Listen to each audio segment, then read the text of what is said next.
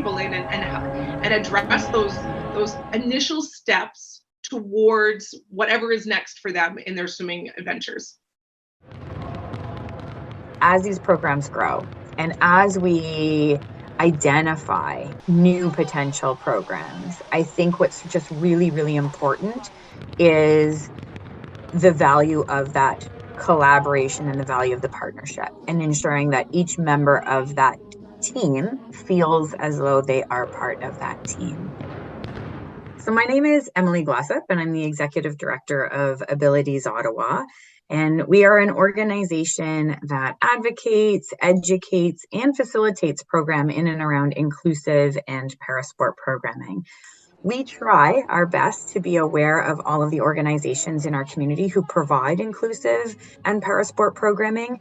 And I think for us, it's really important that we recognize that if we work together as a collective or partner or collaborate on things, we can make really wonderful things happen. It all started with a grant for post-secondary schools and institutions to be able to engage their own students with disabilities in recreation and sport.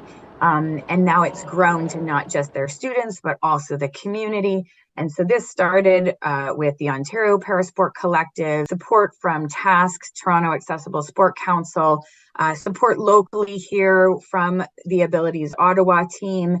And then we have all of our amazing sport organizations. We have the Ottawa Carleton Wheelchair Sports Association. We have dance and our dance instructor who's come in to create the inclusive dance program. We have bocce, which comes from the Ontario and Canadian Cerebral Palsy Sports Associations. We have fitness training with our qualified instructors, supporting students and community members in their fitness goals. And then we're also now including para swimming. So that's a link and partnership and collaboration with Swim Ontario. So for Abilities Ottawa to have had that initial connection with Paul Menton and the READ initiative, it's just pretty amazing to see how one small little idea has now grown to a new department within Carleton University. It's come full circle. We're now including our whole community, and we'll just see how far we can go. The biggest thing with Carleton having this program is that students with disabilities have the chance to feel included in an athletic environment. It's really changed my outlook and who I am. And for that reason, Carleton Athletics and the bocce program will always be a part of who I am.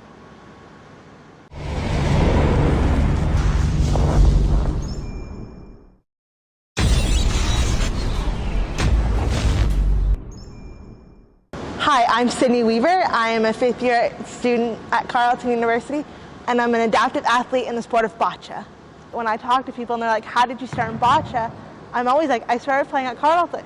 I was always proud to say I attended Carleton, but when they showed commitment and dedication to bringing bocce and keeping the bocce program alive, it meant a lot to me, the fact that they were willing to make that commitment. Outside in the community, there isn't a lot of grassroots opportunities for students with disabilities or young adults with disabilities to get involved. So for Carleton to make a space for students with disabilities, it really does mean a lot, because if it wasn't for Carleton and their commitment to inclusion, I wouldn't have had the opportunities within the sport that I've had. I know myself as a former Carleton student. I lived in residence for 4 years. If I could have rolled out of my residence building, used the tunnels, and came to this gym to play every week, would have been a lot easier. Yeah, my name is Sam Graham, and I'm the Vice President of the Ottawa Carleton Wheelchair Sports Association. And I also work as a Disabilities Coordinator at the Paul Menton Centre at Carleton. Our organization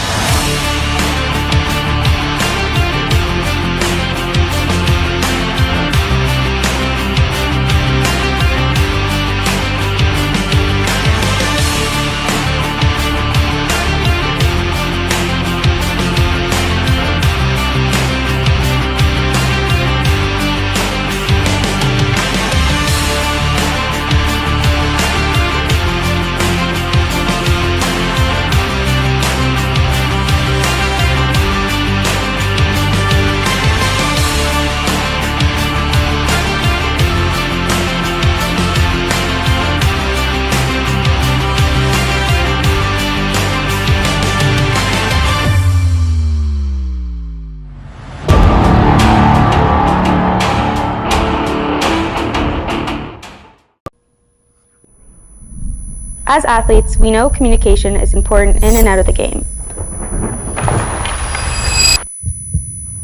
A lot gets missed when you can't collaborate and the connection is severed. Don't miss the final pass.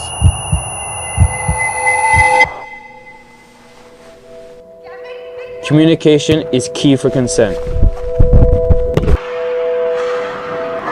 Communicate, Collaborate, consent.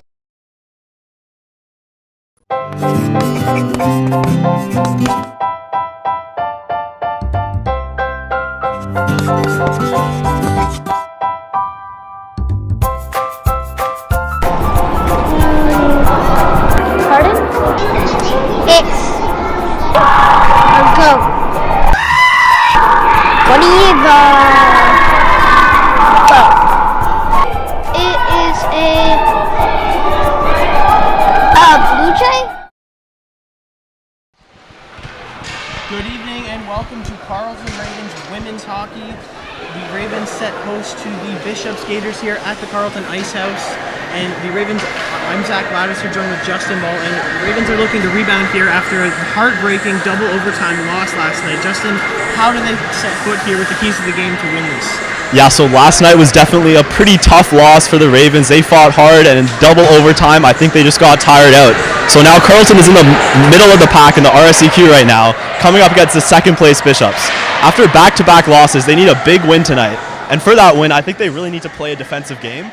Caitlin Whitehead has had a great game last night, but exhaustion was the main reason for the overtime loss. If the Ravens can play consistent, safe hockey like we saw in the first period last night, I think they can take down Bishop's stellar offense. This also comes down to playing patient hockey, focusing on puck control, and wear down the Bishops until opportunities create themselves. And finally, I think they need to focus on what works. When playing a team like Bishops, you don't want any stupid penalties. Bishops can be a very aggressive team, but Carleton can't get in their own heads and needs to play safe, strategic hockey. They sure do. Offense will also be a factor. The Ravens haven't scored since December 5th. Hopefully they can break the goose egg tonight. As we get set off here for the opening face-offs, we're having some discussions with the officials. Everybody's taking set here. Yeah, despite the snow in Ottawa today, we still have a pretty good crowd tonight. Lots of people out supporting both teams. That's what you really love to see, despite the snow.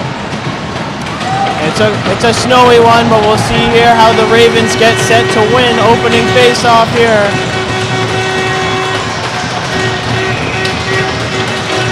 And we are underway. Ravens take early control of the puck here in the neutral zone. Bishops are skating in here. Passing it back here. Shot from there. It is wide. Recovery. Larkin's battling for it there with Byrne. Byrne has control. Skating up. Passes up to Murray. She's skating in with speed. Her shot is intercepted. Fighting for it in there. Ryan's with her. And the Gators are able to reclaim the puck. Just Beard is she tried to go for it, but McGill with the Bishops are able to recover for it. And the puck is dumped into the Ravens zone. They are recovering for it, trying to get it out of their own zone. Beard loses it for a moment, and now it's loose in the neutral zone. Bishops has it yet again. That was Garrow dumping it in. Mumford has it behind her own net. Passes it back to Cole Ashbury. Nice play by Guimond. She's able to recover it. Skates into the zone. Passes it in front. Shot, and it's wide. Guimond tries to center it again. And it's a good shot from Guimond, but able to make the save are the Gators. Cross back. It's Miller. She sends it back up. Fighting for it in the corner.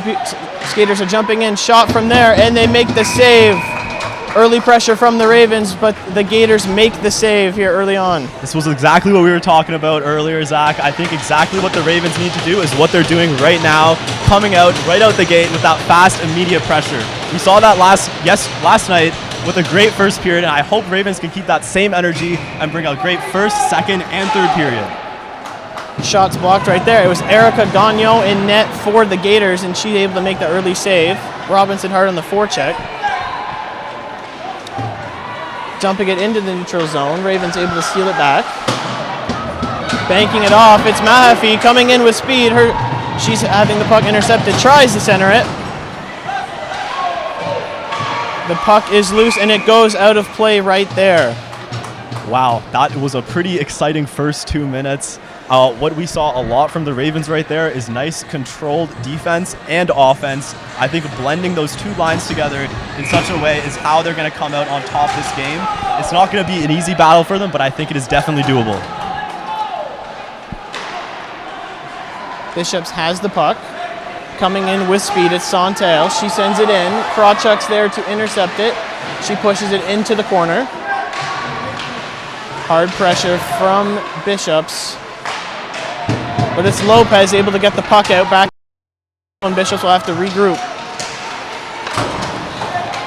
Santel dumps it in. Whitehead behind her own net, playing the puck. Pass it to Krawchuk. She loses it momentarily, but she recovers. Sends it up to Murray. She gets it just out in time.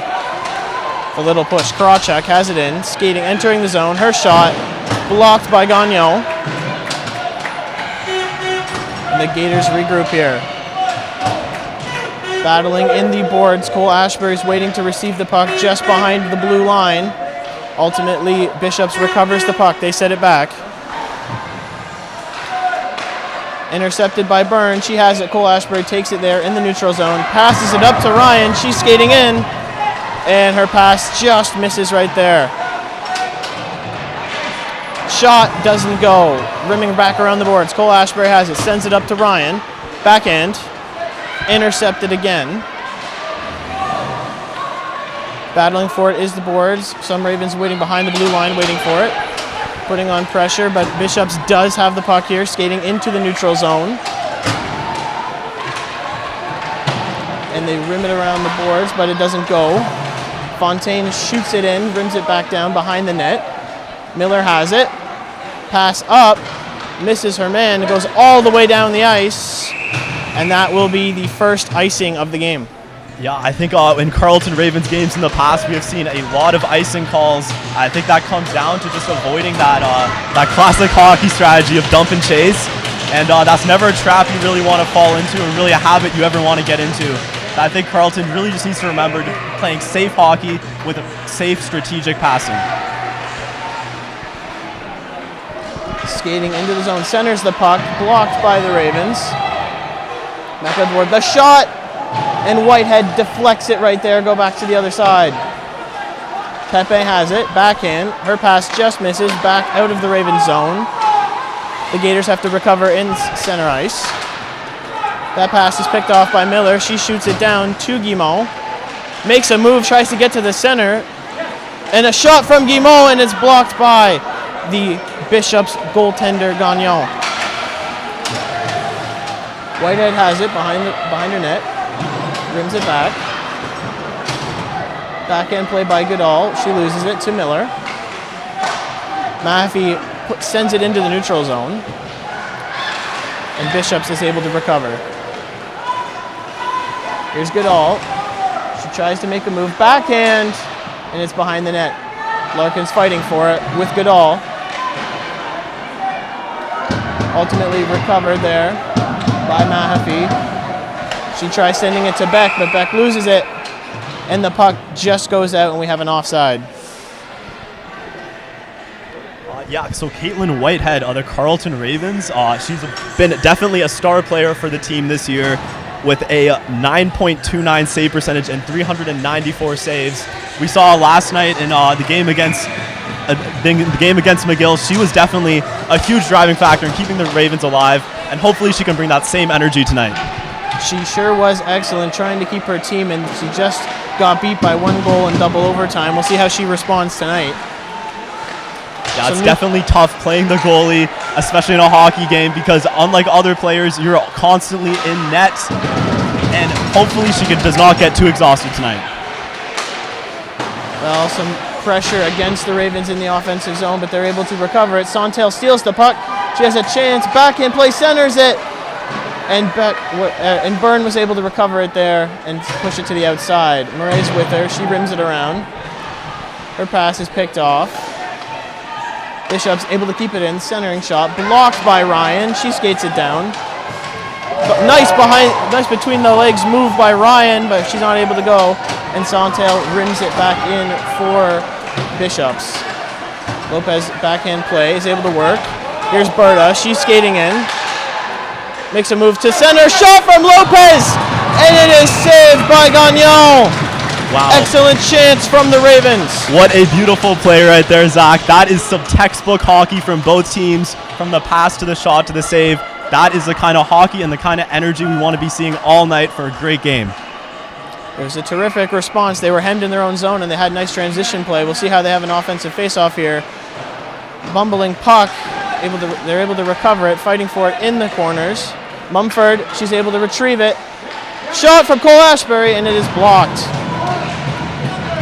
Misner's fighting for it. Cole Ashbury has it. Shoots, and it's deflected by Gagnon. Shot, and it's intercepted by the Bishop's player. And it'll go back into the corner. Guimont had it, but she lost it. Miller's back in her own end, fighting for it. Puck goes all the way back into the Raven zone.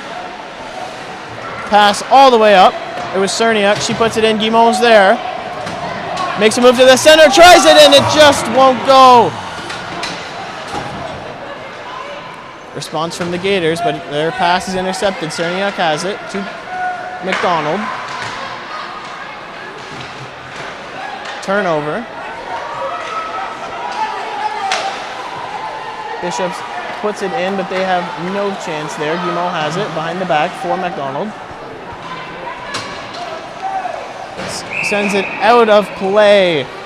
Wow, that was a great piece of hockey right there. We saw Carleton just absolutely hammering shots down at Bishop's defense and their goalie. And despite their success, Bishops have struggled with consistent goaltending all season long. What Carleton needs to continue to be doing is hammering these shots on net, taking every opportunity they get, slowly poking holes in this Bishop's defense that has brought the team to second place.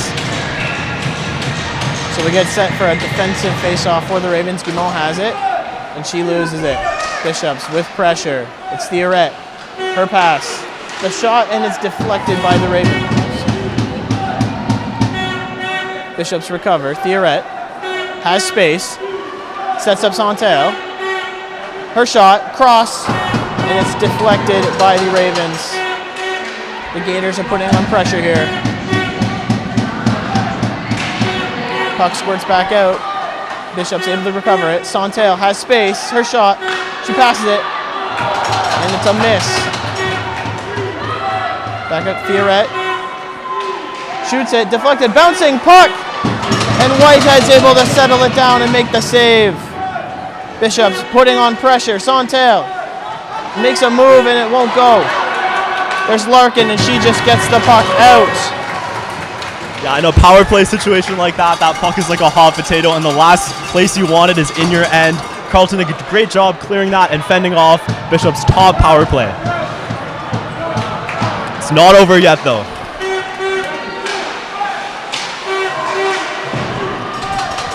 That'll be out of play again for Bishops. They'll have to recover and enter the zone again. It's Bullock. She enters it on her backhand. Centers it back. Play from the point. The shot, the tip, and it's wide. Bishops regrouping again. Centers it, and it just missed.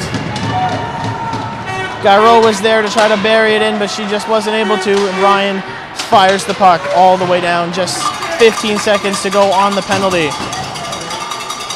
Last rush here by Bishops. They dump the puck in.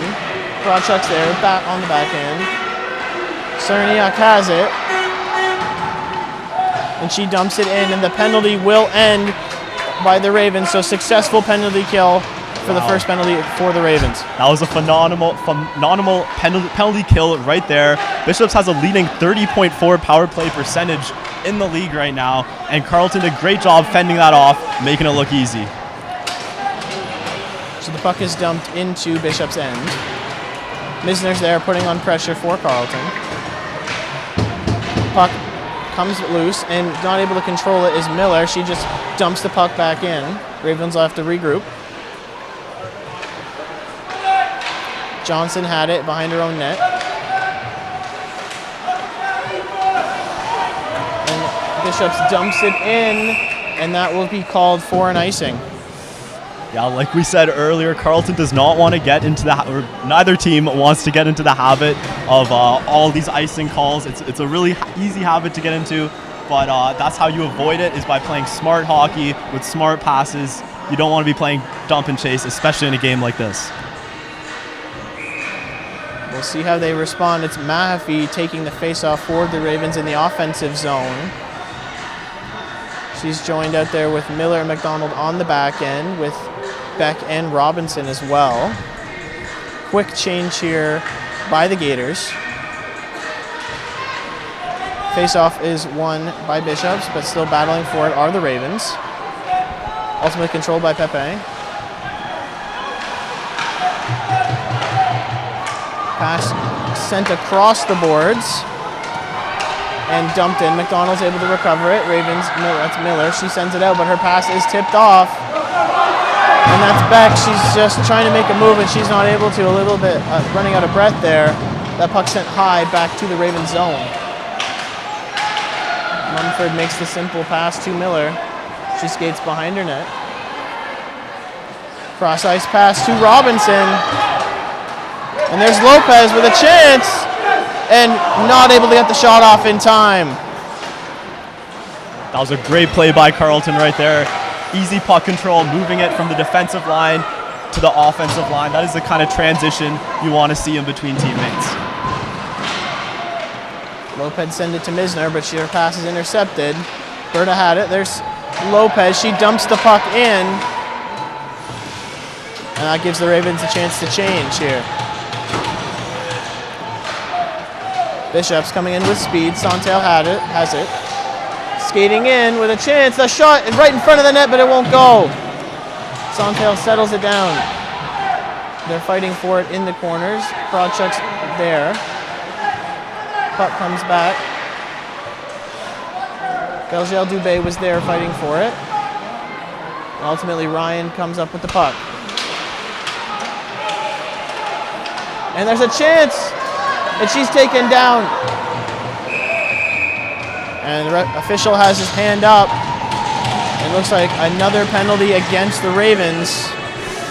Yeah, with 8 minutes left in the first period, I say these teams are pretty evenly matched despite their position in the standings. We've seen 4 shots on net from Carleton and 3 from Bishops. However, like we said earlier, Bishops has a killer power play percentage, and the last place you want them to be is on the power play. Well, it was number 77, Vignon Sargent, with a chance, but she gets taken down. We'll see how the Ravens can kill off another penalty here. They did take 7 last night, so need to play a little bit more discipline. With a chance, a shot in front. Whitehead makes the save, and they're back out. Bishops with another chance here. Takes a shot centered, and it bounces off the official. Belgel Dubé passes it back behind the net. From the point. Pass in front. And Cole Ashbury's there to kind of take away the momentum. A lot of strong passing from Bishops. Mumford tips it off. Scarrow. And just a shot that goes wide. Good chance from Bishops. And Carleton's able to send the puck all the way down there to get a change here with a fresh unit.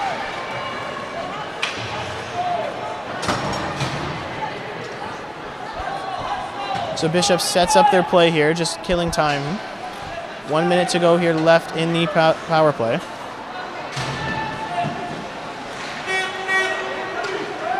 Santel skating in with speed. She creates room and sends it back out. The chance for Theoret. Her shot blocked from Moret, and Miller fires it back down the other way. Great energy from the Ravens penalty kill. Yeah, that was a pretty nasty slap shot from Bishops right there. Fortunately for Carleton, they did get stuck in traffic. However, those slap shots are so crucial on the power play and can easily be very deadly. Santel with a chance. She passes it, and it goes wide. Bishops regrouping. Theoret has it. Pressure centers it, and puck loose in front. And Ryan recovers it and fires it back down.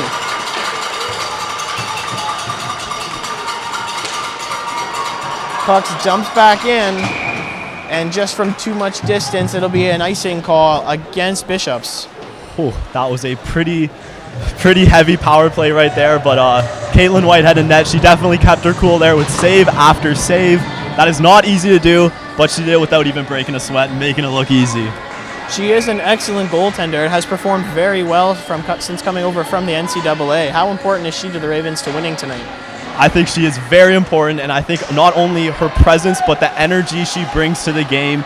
The Ravens rely on it to push them into the middle of the league and hopefully push them to a win tonight. Goodall's fighting for it, trying to beat out the icing. She's got two Ravens pushing her there, and ultimately Larkin recovers it, skating in behind her net. The penalty has come to an end, so we're back to even strength.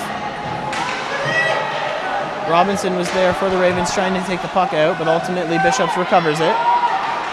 Behind the net. It was Pepe. She's digging for it, but she's pinned down. Mumford has it. Cross pass to Robinson with a chance. She's skating in her shot, and Gagnon is able to make the save and settle that puck down. Yeah, that was a pretty spectacular shot by Abigail Robinson. A pass like that is not easy to receive there, but she did it, and she went on a breakaway. And like I said, what Carleton needs to keep doing is making smart, calculated passes and plays like that, slowly poking holes in Bishop's defense and goaltending, as that's how they're going to score tonight. Shot, and it goes wide. Misner won the faceoff. Quick early shot for the Ravens. Berta has it, sends it to Miller. Her pass is intercepted. Battling for it. Bishops recovers it. Stierrett backhand down. And Miller has it. Picked off. Santel has it. She sends it back out. Her pass is too strong. And Bishops lose it. They have to recenter again. Dumps the puck in as it rims around, but it just hits the net, and there'll be another stoppage of play. Ooh, yeah, I think both teams will definitely take this chance to recoup a little bit. Tensions have been high in this first period with both teams, I'd say, pretty evenly matched. What do you think?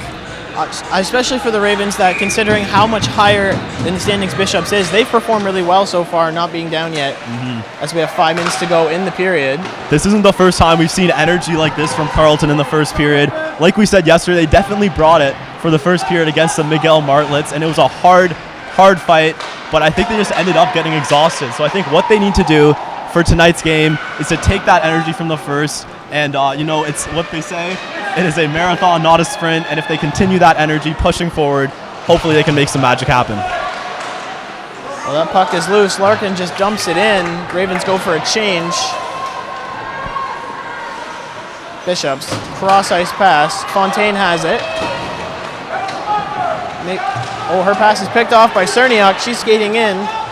Joined with Beard. Cerniak, her shot goes wide into the corner. Beard and Guimont are fighting for it.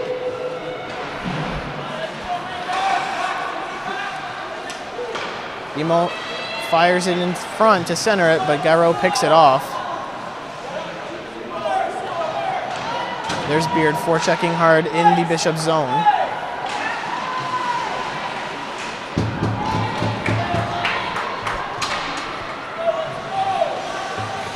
Slowing it down now. Pepe has it for the Gators.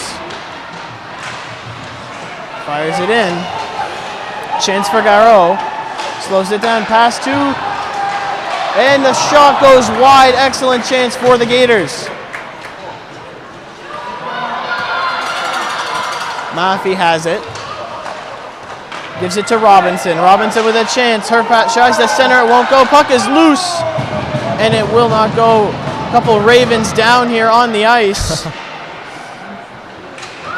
Beck is slow to get up. She is limping, heading back to the bench. And that puck is dumped into the Ravens zone. Krawczyk has it. And her pass just misses. And that'll be called for icing.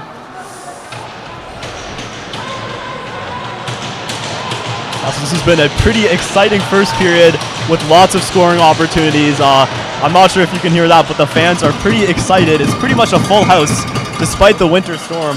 It's always good to see. Well, just an update on Ava Beck. She's being talked to with the trainer right now, definitely in some discomfort. That's something we'll take note of. It's never a good sign when you're limping off the ice, but hopefully everything is okay. Misner dumps it in. She's with Berta. Checking hard for it. The Gators recover. Coming in with speed. And that is Lopez with a nice poke check. Berta has it. Coming in. On her backhand. Shot is wide. Pepe is there. Byrne challenging her with Ryan. And the puck goes out to the next way.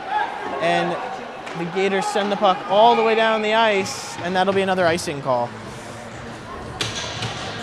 That was a great little play by Sydney Berta there. We saw some pretty good dangles from her. Unfortunately, it did not result in a goal. She just ended up coming in a bit too short-handed. But if Carleton can keep up with that consistency, they'll certainly wear down Bishop's defensive line. Just 2 minutes to go here in the period. So with some back and forth tight defensive hockey so far here in the game. Puck is loose behind the net. Bishops recovers it. Turnover, shot from Byrne, and it's just wide. Ryan's there. Puck is rolling around. Mumford tried to pass to Beard, just a little bit too strong on that pass. 4 players battling for it in the corner. There's Cerniak trying to challenge. Ultimately, the Gators recover it. Skating in. Ryan has it to Beard. Coming in, she's all by herself. Shot, it is blocked, and the puck is loose. But Gagnon makes the save in front. Yeah, Beard has definitely been a star player for the Ravens, definitely contributing a lot offensively. It was a shame she didn't have more help up there, or that might have been a great scoring opportunity.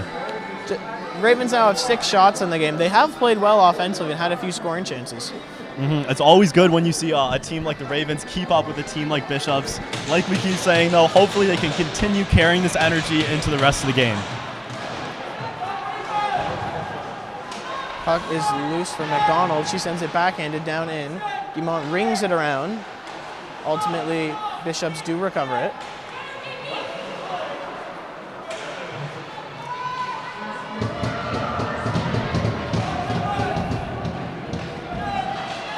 Backhand pass. Miller has it. Her shot is blocked. Cerniak's there. Just kind of a battle in the boards right now. Puck does come loose, so the Ravens will have to re-enter the zone with just 38 seconds to go here in the period. Santel there has it. Her shot, and it's stopped by Whitehead. Hard wrist shot from Santel, and then a big hit in the corner. Fans are loving the energy to this game so far. It's Miller on her own with space. Tries to make a move. Her shot! It's loose! Puck is scrambling. There's players on the ground. And ultimately we have a stoppage. Great scoring chance by the Ravens. Yeah, it's always nice to see in the first period when tensions are already this high. The players are loving it. The fans are loving it. Everybody's having a good time. Hopefully we can make sure this game stays nice and clean. So players are regrouping here. Looks like we'll have a face-off at center ice. That's the way the puck's positioned at this point. Yeah, plays like that are always hard to call on the ref's part, but I think so far they've done a great job calling penalties. We've seen some hits, we've seen some clean ones. So we'll have a penalty shot here for Maffey as she gets set to try to break the tie in this game. She's skating in. Makes a move shot, and it's stopped. Gagnon makes the save, and Maffey's not able to convert on the penalty shot, and we still have a 0-0 tie in this game. A penalty was not the outcome I was expecting there, but I think the refs are trying to send a message that this will be a no-nonsense game, and I think a penalty shot like that, despite no goal outcome coming from it, is a great way to send that message. So 16 seconds to go in the period. Ravens on the offensive face-off here. It's sent in the corner. Ultimately recovered. Pepe had it. Sent to Garreau. Dumps it in. Misner's there. Just kind of play. Puck is loose, and that will do it. So first period completed here at the Ice House. Carleton 0, Bishops 0. And so far, impressions on the game. Well, I think so far we saw a lot of aggressive play from Carleton, maybe too aggressive with a couple penalties. And surprisingly enough, we did not see too many aggressive plays by Bishops. They were clean. They were clean with their aggressive and their offense and their defense. Honestly, I was expecting a lot more penalties from Bishops there, but I think both teams did a great job just setting the foundation for the rest of the game, and hopefully they can both keep that energy up. All right, so we'll head into the first intermission, and we'll be back with an intermission report real quick.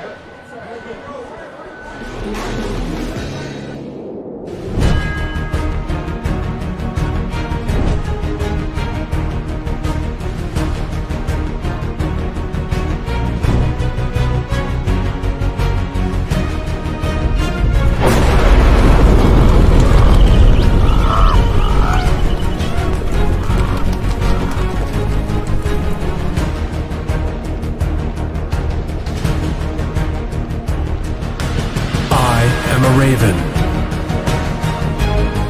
I am intelligent and creative. I am bold and determined. I rely on teamwork, and I am accountable. I am a competitor who will defend my territory.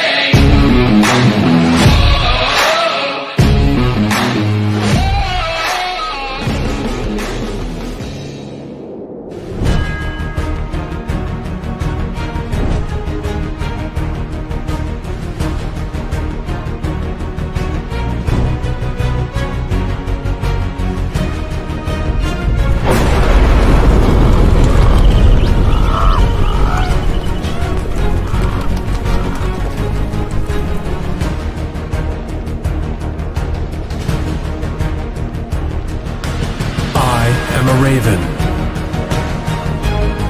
I am intelligent and creative. I am bold and determined.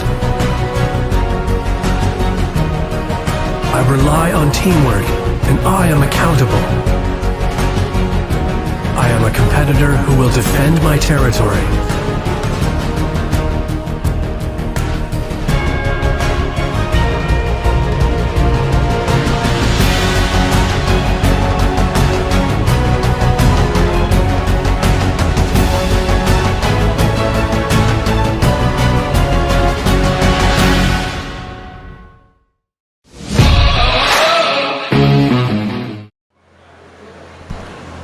First intermission report here. I'm Zach Ladisser, joined with Justin Ball. And Justin, the penalty kill was very effective by Carleton there in the first period. Yeah, we saw a lot of great, there was I think 2 or 3 great penalty kills by Carleton.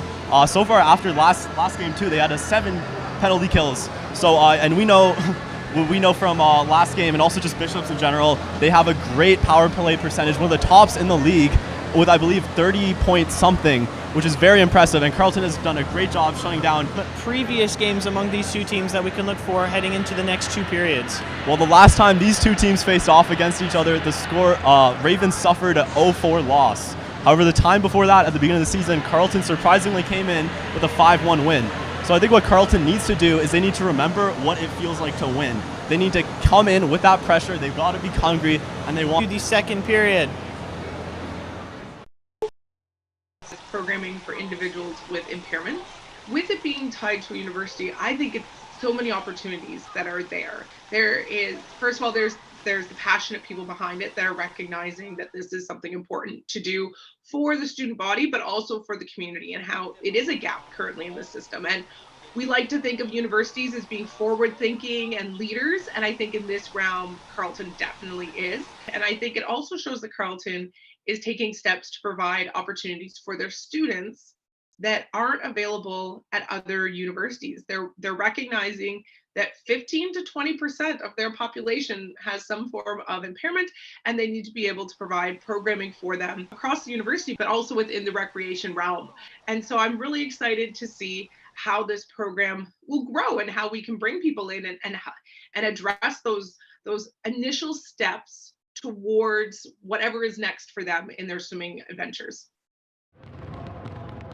As these programs grow and as we identify new potential programs, I think what's just really, really important is the value of that collaboration and the value of the partnership, and ensuring that each member of that team feels as though they are part of that team.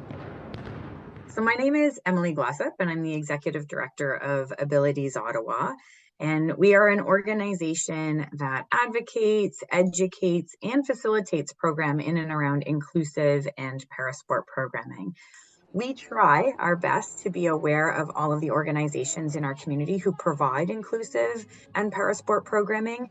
And I think for us, it's really important that we recognize that if we work together as a collective or partner or collaborate on things, we can make really wonderful things happen. It all started with a grant for post-secondary schools and institutions to be able to engage their own students with disabilities in recreation and sport. And now it's grown to not just their students, but also the community. And so this started with the Ontario Parasport Collective, support from TASC, Toronto Accessible Sport Council, support locally here from the Abilities Ottawa team. And then we have all of our amazing sport organizations. We have the Ottawa Carleton Wheelchair Sports Association. We have dance and our dance instructor who's come in to create the inclusive dance program. We have Boccia, which comes from the Ontario and Canadian Cerebral Palsy Sports Associations. We have fitness training with our qualified instructors supporting students and community members in their fitness goals. And then we're also now including para swimming. So that's a link and partnership and collaboration with Swim Ontario. You know, so for Abilities Ottawa to have had that initial connection with Paul Menton and the READ initiative, it's just pretty amazing to see how one small little idea has now grown to a new department within Carleton University. You know, it's come full circle. We're now including our whole community, and we'll just see how far we can go. The biggest thing with Carleton having this program is that students with disabilities have the chance to feel included in an athletic environment. It's really changed my outlook and who I am. And for that reason, Carleton Athletics and the Boccia program will always be a part of who I am.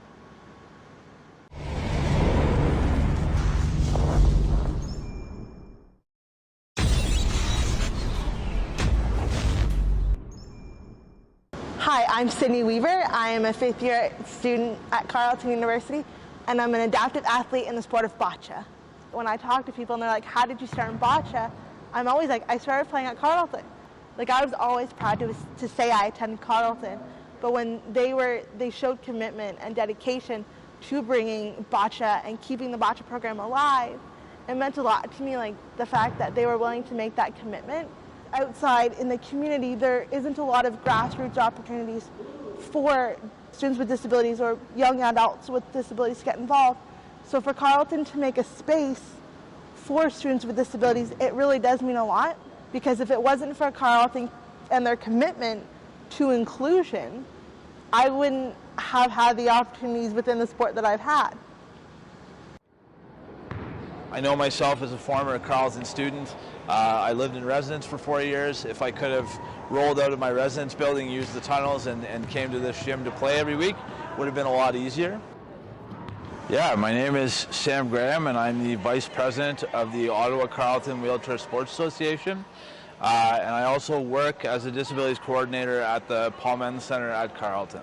Our organization, OCWSA, is the oldest wheelchair basketball program in Canada. This is kind of the first opportunity that a local organization has had access to Carleton facilities, which for parasport programs, for athletes with disabilities, access to premier facilities is very difficult.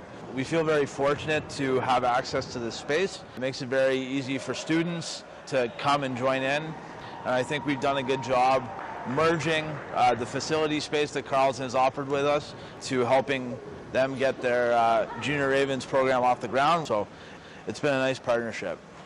fact that Carleton is willing to put the energy into these programming for their students first and foremost, but then also opening it up to the community is just so huge. My name is Darda Sales. I am the para swimming development consultant working with Swim Ontario to enhance programming for individuals with impairments.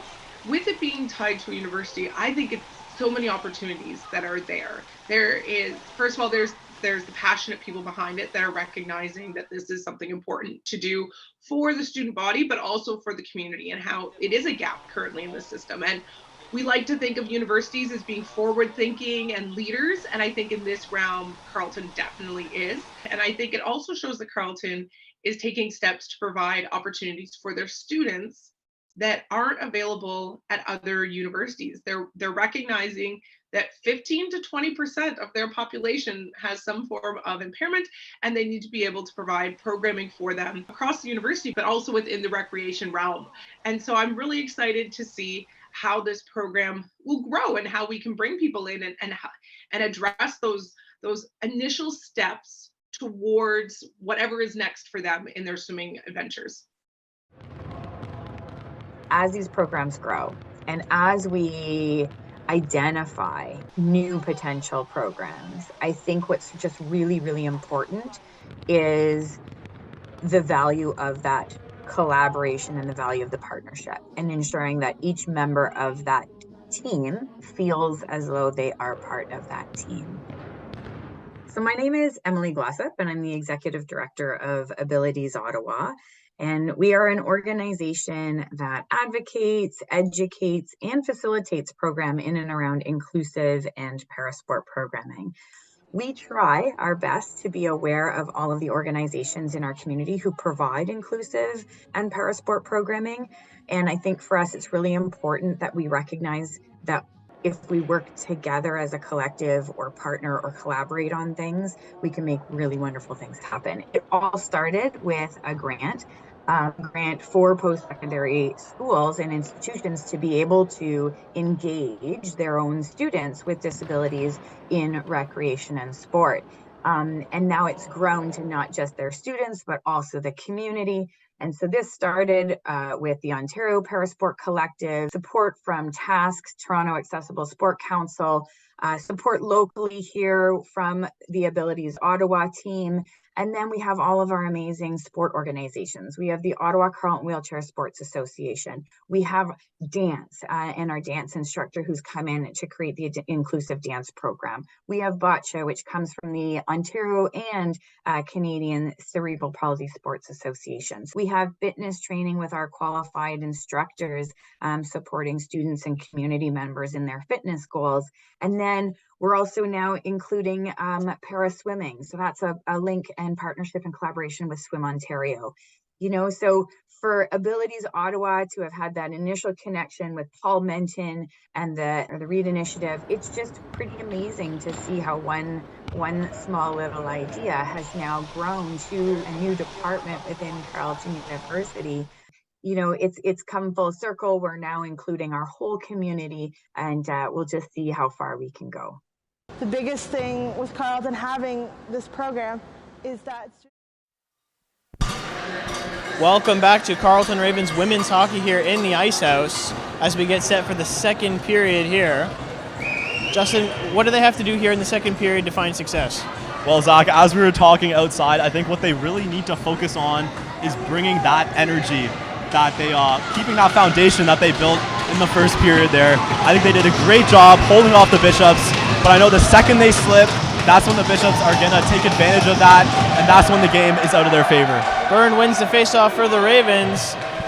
Quick pressure there by the Gators, but ultimately not able to find success. Ravens poking it away. The puck will come back out into the neutral zone. And kind of fighting for it are both teams on the boards. Ultimately recovered by Krawchuk. She dumps the puck in. And it is sent back to center ice, all the way down to the Ravens zone, but no icing will be called. The Ravens have to play the puck. Sarniuk's there.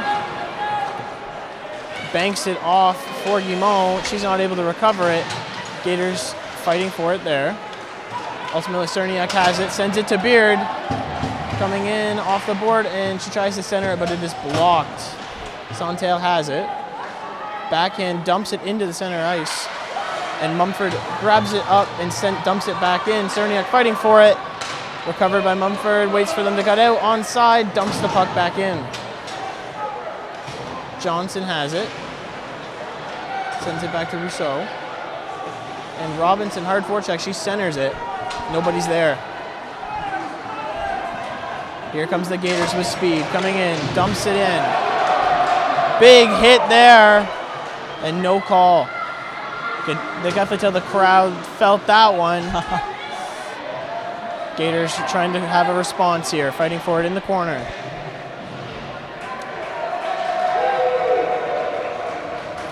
It's Berger they're fighting, they're looking for it there. It's Garneau actually, excuse me, she's looking for it. Sent to Johnson, her shot. Ooh, rebound in front, chance for the Gators, but they don't have a chance. Cole Ashbury there, she loses it for a moment.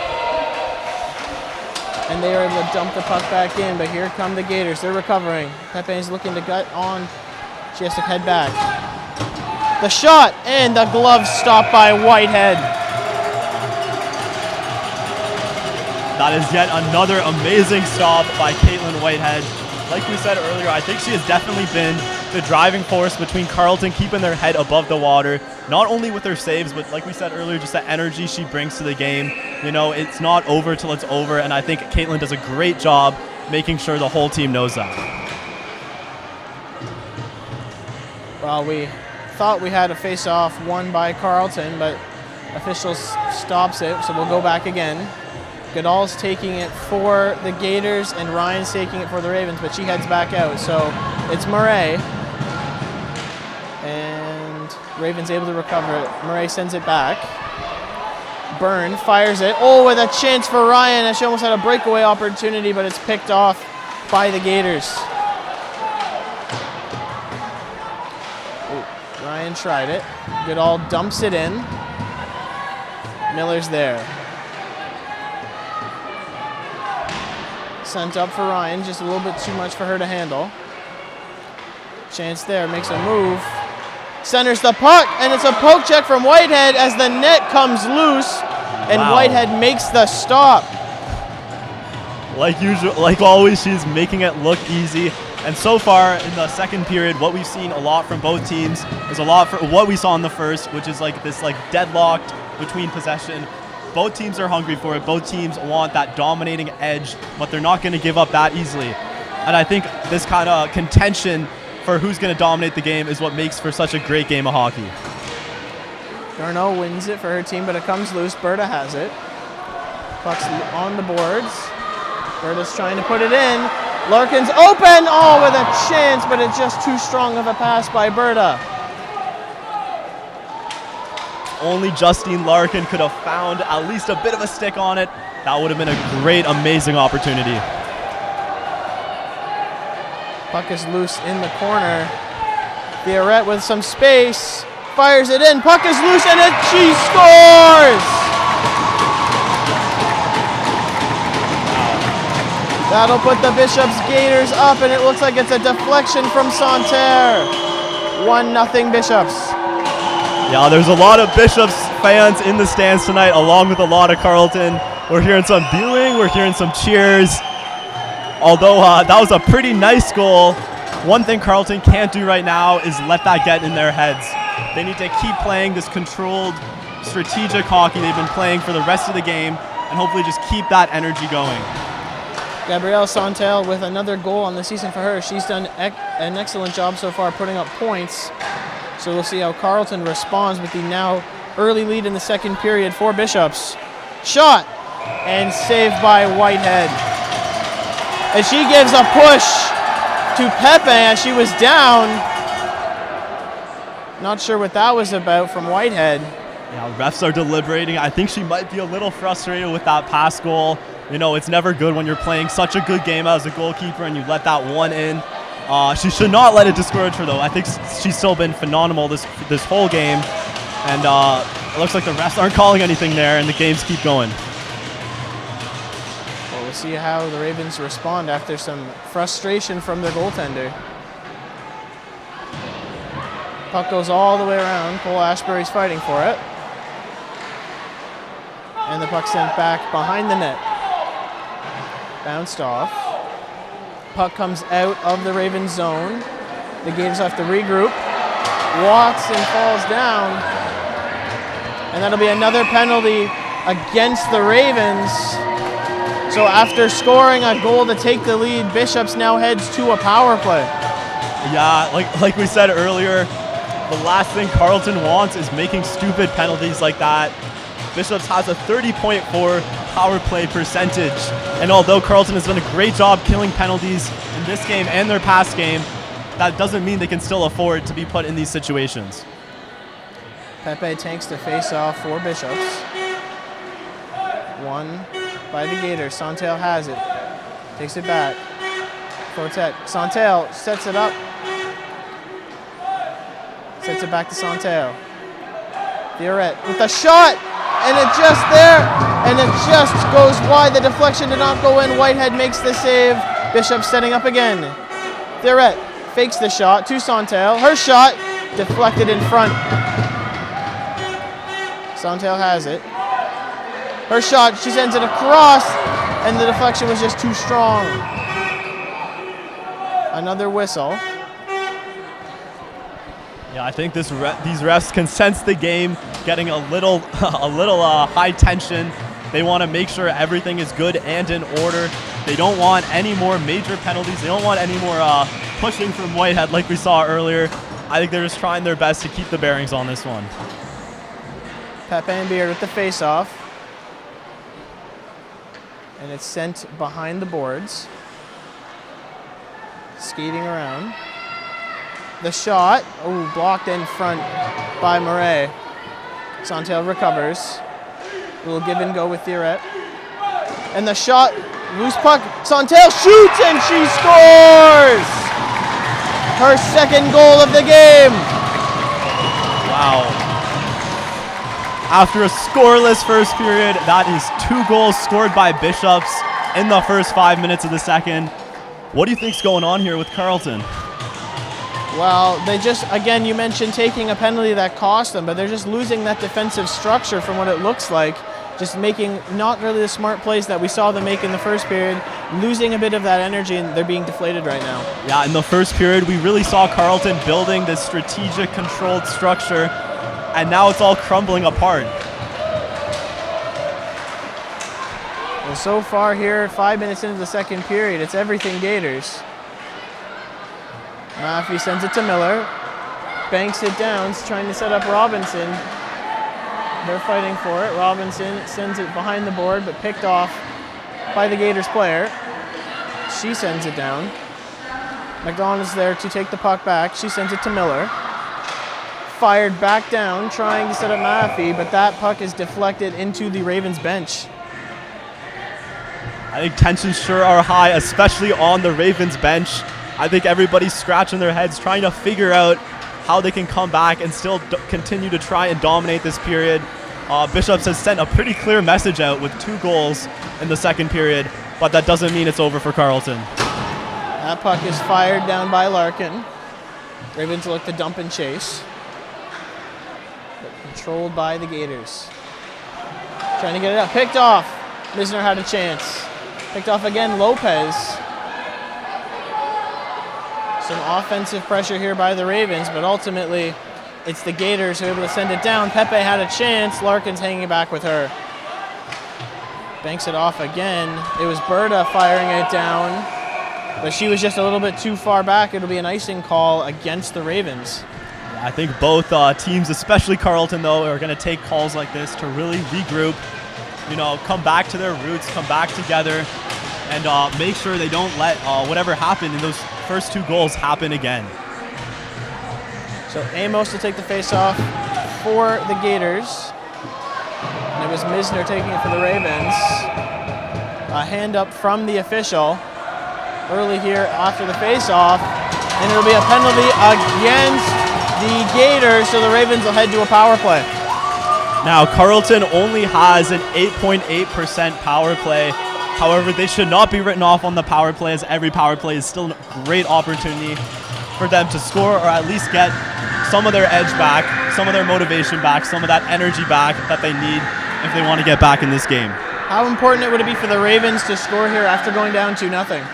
Yeah, I think this a power play is really what the doctor ordered here. Shot. Rebound in front, and a backhand play by Ryan, but Gagnon was able to make the save.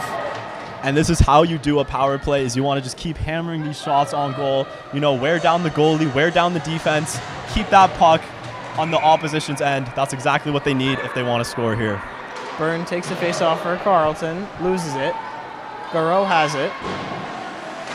Picked off by Cole Ashbury. She sends it back down. They're fighting for it. Cole Ashbury has it again. She settles it down, fires it back up the boards. Ryan's there behind the net. Loses it momentarily, and the Gators are able to fire the puck all the way back down. The Ravens have to regroup. Whitehead plays the puck. Coming in off the rush with speed. Misner's there. Sets up Byrne. And the Ravens lose it again. The Gators send the puck all the way down. Good penalty killing by Bishops. Miller has the puck behind her net. She's skating up looking for a pass. Now Carleton's gonna need to pick it up here if they want to make something out of this power play. Well, Miller carries it all by herself, fires it in. Cerniak, Miller, the slap shot, blocked! Blocked by Vigneault-Sergent. The pass. The shot tipped in front with a chance. Cerniak backhand shot. Gagnon makes the save again. That was a great shot. If she could have gotten that front hand, little wrist shot in it, I think that would have gone in. Maffey tried to center it in front, but it's picked off by the Gator, and they fire it down. Just 30 seconds to go here on the power play for the Ravens. Carleton's going to need to make one final push here. They want to gain some of that edge back. Cole Ashbury dumps it in. She's skating it here. Sets up Byrne with space. Her shot tried to be tipped in front, but it won't go. It'll go wide. Cole Ashbury again. Lopez tries to make a move. Centered puck, but it's just not there. Cole Ashbury tries to dump it in. Ryan falls down. And that'll do it for the power play for the Ravens. Not able to convert. We're back to even strength. Puck is loose. Although there was no goal in that power play, I still think it was very important for the Ravens as it got some of their edge back. You know, I think it reminded them that they're still in it. It's only halfway through the second period. There's still a lot of hockey to be played. Puck is fired into the corner, into the Ravens zone. McDonald's there. She tries to dump it out, and she is successful. Just picked off. Maffey tried there. Turcotte tries to forecheck hard. Maffey dumps it out. And there's Maffey coming in again with speed. Beck cannot handle it. She's back out here in the second period, so whatever was nagging her in the first, clearly not an issue here. Cross ice pass. And the Gators dumped it back in. And Pepe was not able to beat the icing call. She's having a word with the official. She thought she had enough time, but it'll be another icing call against Bishops. Yeah, I know. As we see here, Beard is coming onto the ice. She's been a top performer for Carleton. I think what they need right now is they need that offensive presence. You know, shift the game, shift the focus. You know what they say, the best defense is offense. And if they keep hammering that pressure at Bishop, that means that the puck's not on their end. That is the offensive strategy for the Ravens. They're looking to play solid defense and come in on transition, but they have a chance to set up a play here in the offensive zone with a face-off. It's Beard. She loses it. Puck goes back behind the net of the Gators. Nice clean pass. Vigneault-Sergent, she dumps it in. Whitehead goes, plays the puck. Sends it back in. She's having to head back into her net. An aggressive play from Whitehead. Puck goes back loose. Krawchuk settles it. She's skating in. Enters the neutral zone, a pass. Picked off. Cerniak wanted it, but just too much pressure from the defending Gator. Puck centered, but it goes behind the net. Beard's there. rims it back around. Some short passes by the Gators trying to set up a play. It's on,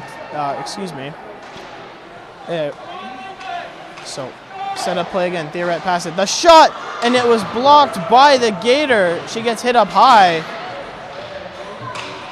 getting in the way of her own player's shot. Guimont has it for the Ravens, and she just dumps the puck in, allowing a change for Carleton.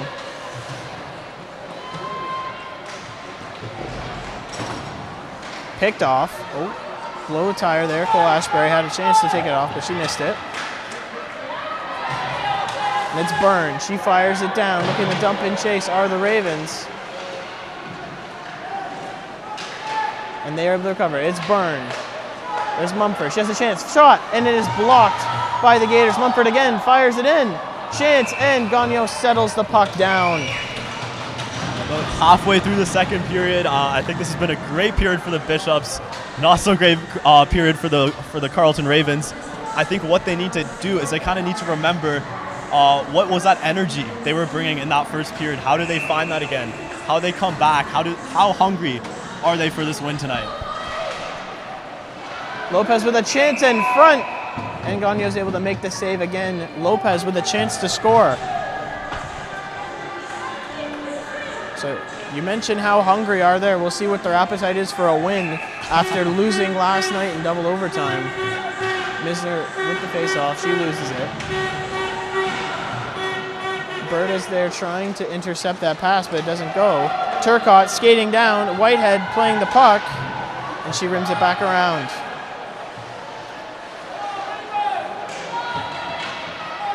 Gators dumping it in. They're battling for it there. Lopez looking to make a break for the Ravens if she can get the puck. And it ends up going back into the neutral zone. Bishops has to set up a play. Santel was there, but she just missed that pass. It's the Ravens again. Cole Ashbury sending it out to Beck. She loses it. Santel recovers. Her pass. And the Gators successfully dump the puck back in. They go for a change. Maffey sends it. Her pass misses. Johnson picks it off, dumps it back in.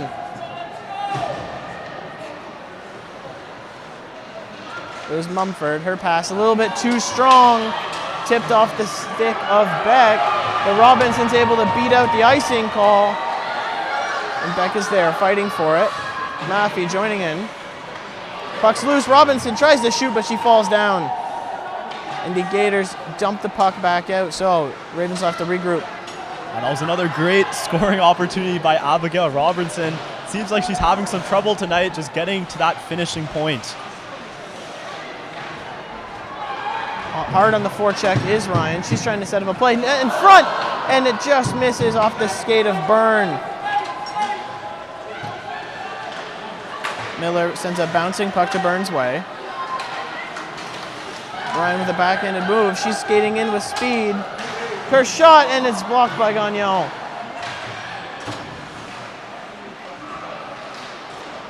Byrne sends it back. Ryan centers the puck. Murray with a chance, but she just misses it, and she sends it back.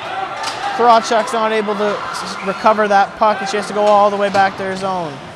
Fires it into the neutral zone. Cerniak's there with a chance, and it bounces off. Goes into the net of Gagnon, but she settles that puck down, and a little bit of extracurricular after the whistle right now.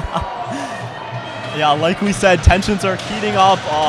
Carleton is down 2-0, and like most teams, I don't think they're too happy about it. You know, I think they kind of slipped up for about 5 minutes there in the first bit of the second period, and that's all it takes. You know, Bishops is one of those teams that they capitalize on every opportunity they get, and you just can't let slip-ups like that happen when you're playing against a team like that. Skating in is the Gators, and with a tip right there, but Whitehead was able to make the glove save on that one, so quick response from Bishops after the near scoring chance against them.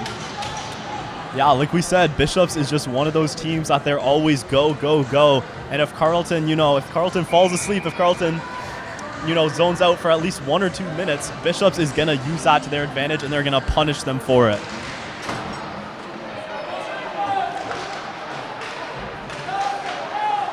Puck is sent back down into the boards.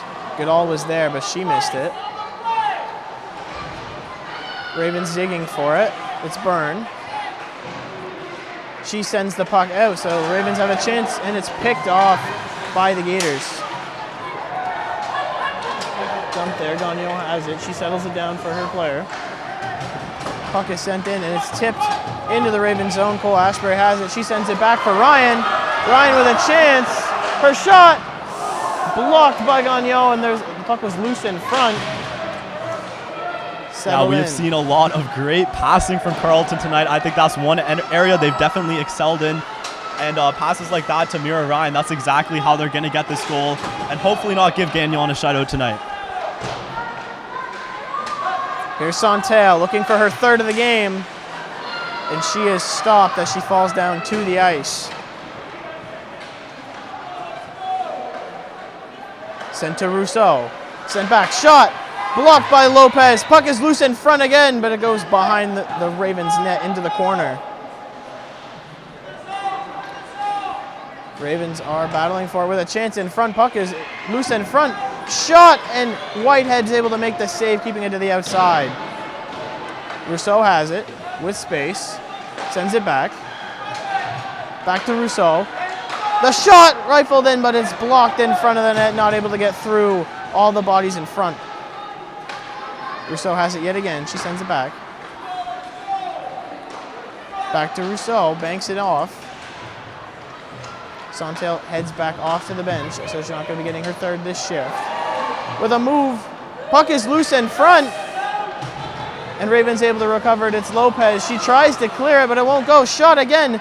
Blocked from Cole Ashbury. Puck is shot, and it's fired loose again. Bishop's a strong chance here. It's looking like a power play. Johnson shot blocked. The shot yet again, it's high. And Whitehead makes the save up high with the glove. Yeah, you mentioned just now that Bishops is playing like they're on the power play. And I think that's exactly a perfect way to summarize their aggressive offense. They don't let Carleton anywhere near the puck. They have superb puck control, but that doesn't mean it's over for Carleton. Carleton just needs to focus on what they can do, what they can take away from Bishops, and I think kind of dominating and kind of getting in there, getting away from that Bishops puck control is how they can do that. Puck is loose again behind the Ravens net. Robinson's fighting for it with Mahaffey. Beck's looking to take the pass and skate it out of her zone. The puck's been in the Ravens zone for feels like over a minute now. Offensive pressure is building by the Gators. Sends it back. The shot rifles it in, and a save from Whitehead. It was a hard shot against her. It was from Garreau. She'll be feeling that one in the morning for sure. Puck is centered loose in front.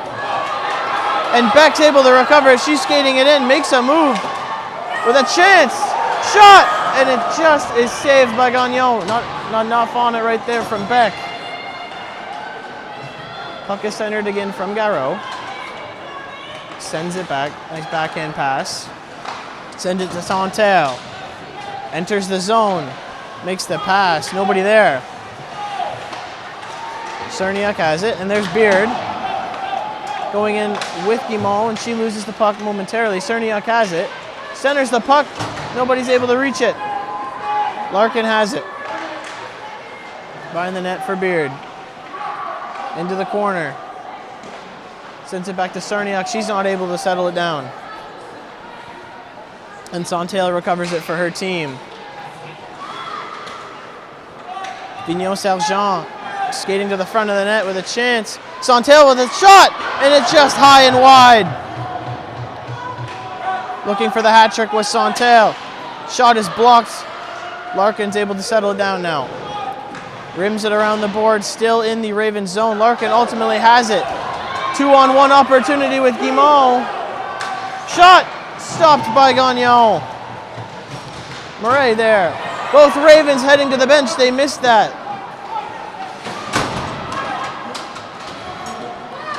And Cole Ashbury settles it back in her own zone. Sends it back. Picked off. There's Paget. She has it. And the shot, and it just goes to the back of the zone. Whitehead thought about playing it as she left her zone, or her net. Puck is loose in front. Ryan's there. She sends it back. Murray checking, and Larkin just fires the puck down to center. Gagneau's there, and she just stops the puck as Ryan was looking to be aggressive there. Wow, right there we saw some great scoring opportunities by Berta, Ryan, and Ava Beck. I think their issue there is that they're up there all alone. And I think with these dangerous yet somehow successful passes Carleton's making, although they get the puck to these key players, the players are up there all alone. And I think what Carleton needs to do is they need to move as a unit, because if they don't win as a team, they're going to lose as one. The Gators send the puck down in the offensive zone that they're looking for. Paget's there on the forecheck. Ultimately, Miller recovers it. Sends the pass into the neutral zone. Fontaine picks it off with Paget there as well. And McDonald sends it in back down into the Gator zone.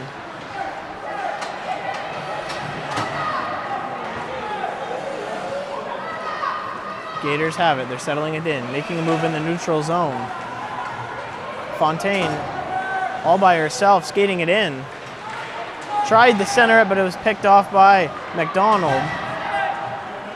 And McDonald feeds it to Beck. Coming in is Maffey. Puck is loose. She fires it. And Gagnon makes the save right in her crest. Yeah, we have talked a lot about Caitlin Whitehead tonight, but I think Gagnon has also been playing a pretty great saving. She's definitely stopped a lot of goals. I think she's definitely a driving force between Carleton and this deficit. And as great as Bishops have been this season, one of their weaknesses has been goaltending, needing all three to play often, and no real goalie has taken the net so far. But Gagnon doing a great job in this game. Yeah, so it's always great to see a goalie like Gagnon stepping up and, being that missing piece of the puzzle for Bishops. Pepe dumps the puck in behind Whitehead in her net. Larkin just misses it, but she settles it down now as we approach 30 seconds left in the period. And that puck is fired down and called for an icing, and the Ravens are furious at this call. Yeah, they are not too happy about that call, and rightfully so. When you're playing against a team like Bishops, you need to take every opportunity you can get, and it's always a disappointment when the refs step in like that. Well, head coach Stacey Colarossi is having a word with the officials.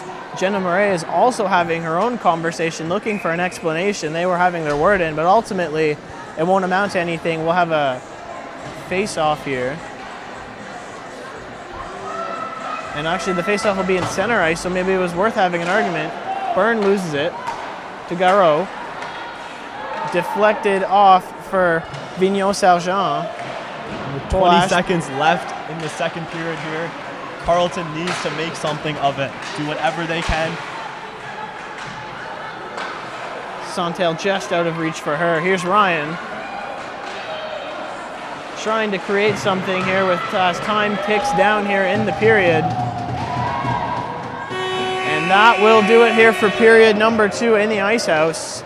We finish off period number 2 with a score of 2-0 for the Bishops Gators. Justin, so what did you make of that period, how Bishops were able to take the lead? Well, I think despite Bishops being on the scoreboard 2-0, besides the first 5 minutes, I would say that was a pretty evenly contested period. But like we said earlier, Bishops is one of those teams where if you give them an inch, they're going to take the mile. And I think for that first 5 minutes of that second period, Carleton might have been zoned out. They weren't 100% in it. And like we said, Bishop's going to take advantage of that, and they're going to punish that. I think by the end of the period, Carleton came back together, but that has consequences, and the consequence is 2-0 Bishops. So we will head into the second intermission of this game here with the Bishops up 2-0 against the Ravens.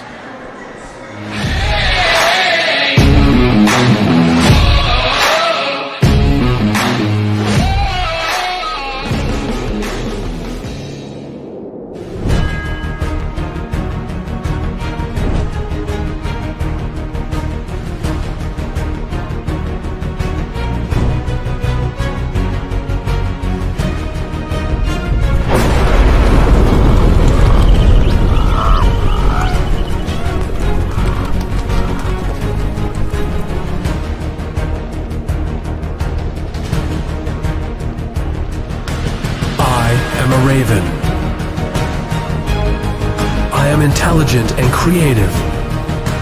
I am bold and determined. I rely on teamwork, and I am accountable. I am a competitor who will defend my territory.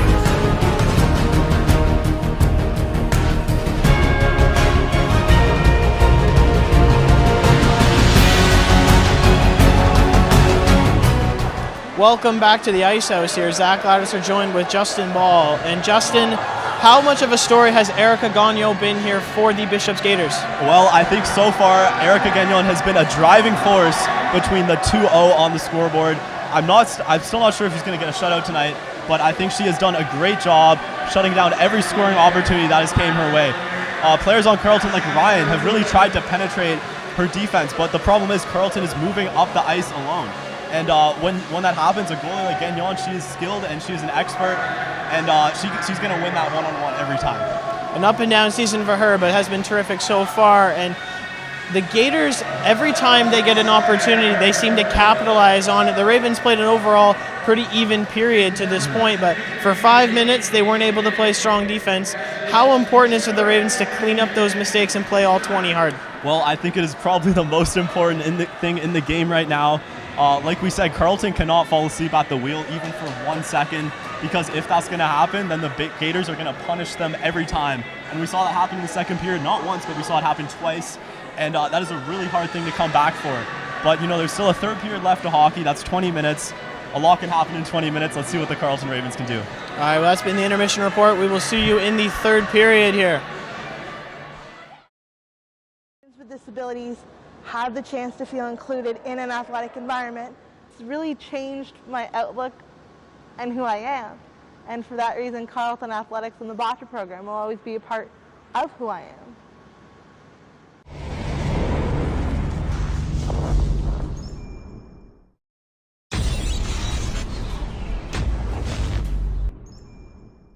Hi, I'm Sydney Weaver. I am a fifth-year student at Carleton University, and I'm an adaptive athlete in the sport of boccia. When I talk to people and they're like, how did you start in boccia? I'm always like, I started playing at Carleton.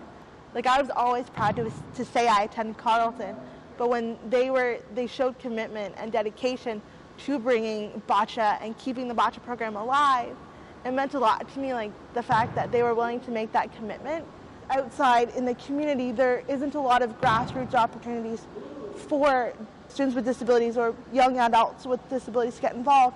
So for Carleton to make a space for students with disabilities, it really does mean a lot, because if it wasn't for Carleton and their commitment to inclusion, I wouldn't have had the opportunities within the sport that I've had. I know myself as a former Carleton student. I lived in residence for 4 years. If I could have rolled out of my residence building, used the tunnels, and came to this gym to play every week, would have been a lot easier. Yeah, my name is Sam Graham, and I'm the Vice President of the Ottawa Carleton Wheelchair Sports Association. And I also work as a disabilities coordinator at the Paul Men's Center at Carleton. Our organization, OCWSA, is the oldest wheelchair basketball program in Canada. This is kind of the first opportunity that a local organization has had access to Carleton facilities, which for parasport programs, for programs for athletes with disabilities, access to premier facilities is very difficult. We feel very fortunate to have access to this space. It makes it very easy for students to come and join in. And I think we've done a good job merging the facility space that Carleton has offered with us to helping them get their Junior Ravens program off the ground. So it's been a nice partnership. The fact that Carleton is willing to put the energy into these programming for their students first and foremost, but then also opening it up to the community is just so huge. My name is Darda Sales. I am the para swimming development consultant working with Swim Ontario to enhance programming for individuals with impairments.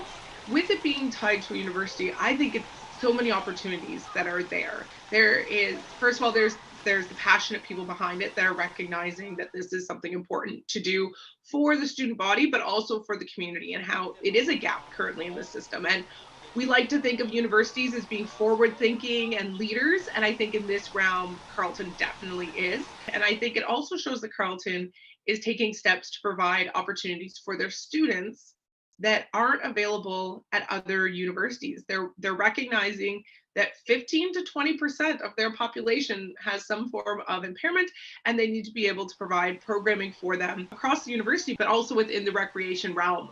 And so I'm really excited to see how this program will grow and how we can bring people in and address those initial steps towards whatever is next for them in their swimming adventures.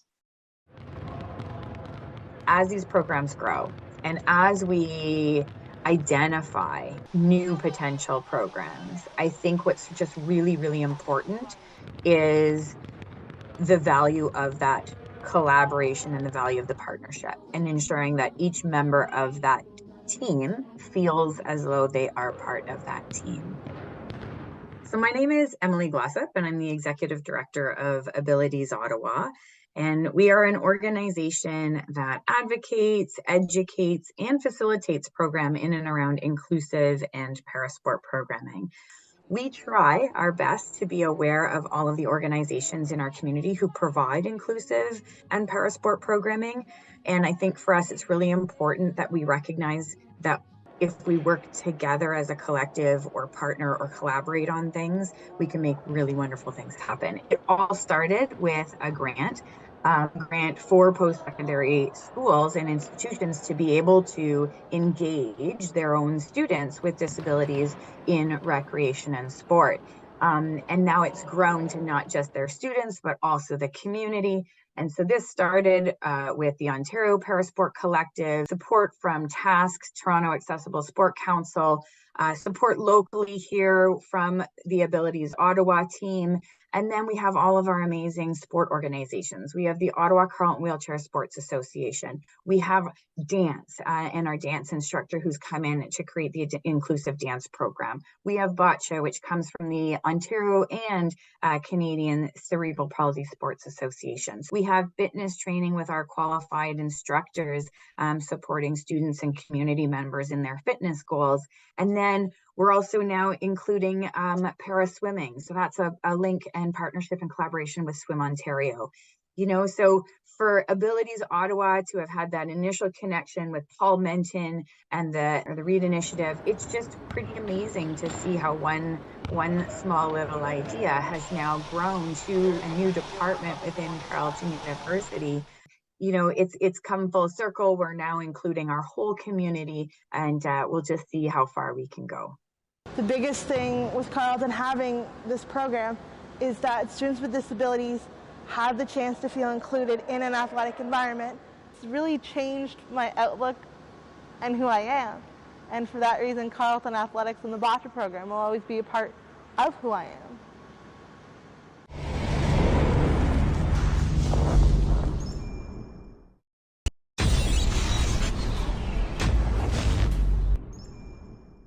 Hi, I'm Sydney Weaver. I am a fifth-year student at Carleton University, and I'm an adapted athlete in the sport of bocce. When I talk to people and they're like, how did you start in bocce? I'm always like, I started playing at Carleton. Like, I was always proud to say I attended Carleton, but when they showed commitment and dedication to bringing bocce and keeping the bocce program alive, it meant a lot to me, like the fact that they were willing to make that commitment. Outside in the community, there isn't a lot of grassroots opportunities for students with disabilities or young adults with disabilities to get involved. So for Carleton to make a space for students with disabilities, it really does mean a lot, because if it wasn't for Carleton and their commitment to inclusion, I wouldn't have had the opportunities within the sport that I've had. I know myself as a former Carleton student. I lived in residence for 4 years. If I could have rolled out of my residence building, used the tunnels, and came to this gym to play every week, would have been a lot easier. Yeah, my name is Sam Graham, and I'm the Vice President of the Ottawa Carleton Wheelchair Sports Association. And I also work as a Disabilities Coordinator at the Paul Menton Centre at Carleton. Our organization, OCWSA, is the oldest wheelchair basketball program in Canada. This is kind of the first opportunity that a local organization has had access to Carleton facilities, which for parasport programs, for programs for athletes with disabilities, access to premier facilities is very difficult. We feel very fortunate to have access to this space. It makes it very easy for students to come and join in. And I think we've done a good job merging the facility space that Carleton has offered with us to helping them get their Junior Ravens program off the ground. So it's been a nice partnership. The fact that Carleton is willing to put the energy into these programming for their students first and foremost, but then also opening it up to the community is just so huge. My name is Garda Sales. I am the para swimming development consultant working with Swim Ontario to enhance programming for individuals with impairments. With it being tied to a university, I think it's so many opportunities that are there. There is, first of all, there's the passionate people behind it that are recognizing that this is something important to do for the student body, but also for the community, and how it is a gap currently in the system. And we like to think of universities as being forward thinking and leaders. And I think in this realm, Carleton definitely is. And I think it also shows that Carleton is taking steps to provide opportunities for their students that aren't available at other universities. They're recognizing that 15 to 20% of their population has some form of impairment, and they need to be able to provide programming for them across the university, but also within the recreation realm. And so I'm really excited to see how this program will grow and how we can bring people in and address those initial steps towards whatever is next for them in their swimming adventures. As these programs grow and as we identify new potential programs, I think what's just really, really important is the value of that collaboration and the value of the partnership, and ensuring that each member of that team feels as though they are part of that team. So my name is Emily Glossop, and I'm the Executive Director of Abilities Ottawa. And we are an organization that advocates, educates, and facilitates program in and around inclusive and parasport programs.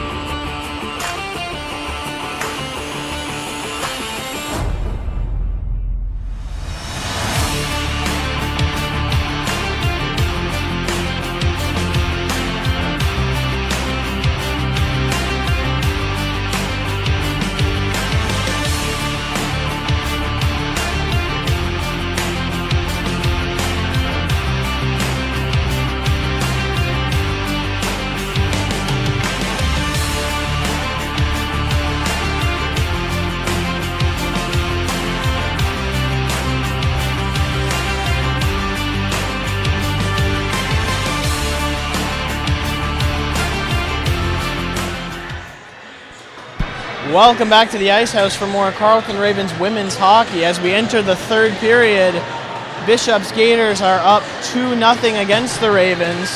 And Justin, what do the Ravens have to do to cut into this deficit and get back into this game? Well, this has been a pretty crucial game for Carleton in that, they really need to put some points on the board if they want to separate themselves from the middle of the pack to the bottom of the pack. And at the very least, I think they need an OT win tonight, at least 1 point on the board. And I think how they're going to get there is, like we said on the break, first of all, they cannot make that hole bigger.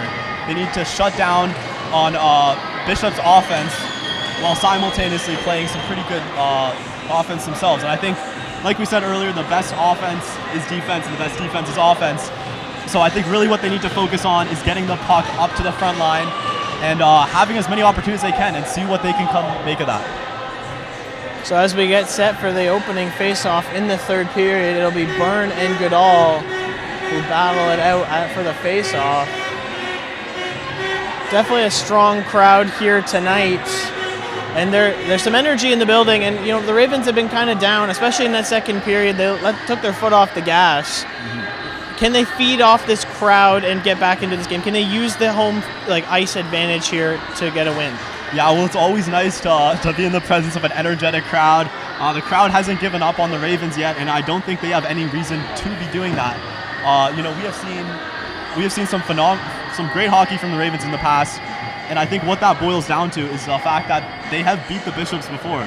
This is not some unfathomable, impossible kind of miracle win. They can do it, and we've seen them do it at the beginning of the season. So I think what they need to do is they need to find that energy that they had at the beginning of the season, They need to get used to the fact that they can win this. They need to take this game personal, take this period personal, and see what they can make of that. So the lone goal scorer in this game so far is Gabrielle Santel for the Gators. What have you made of her game so far, as she's netted 2 so far? Well, when your name is the only one on the scoring sheet, that's pretty impressive. She's not the only standout on the Bishops, though. There's also Maud Papin, and she's actually leading the league in goals with 13. She's tied at the top.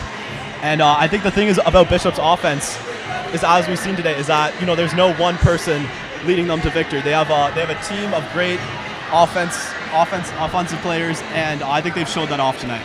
The duo of Pepe and Santel have been carrying them to second place in the division so far.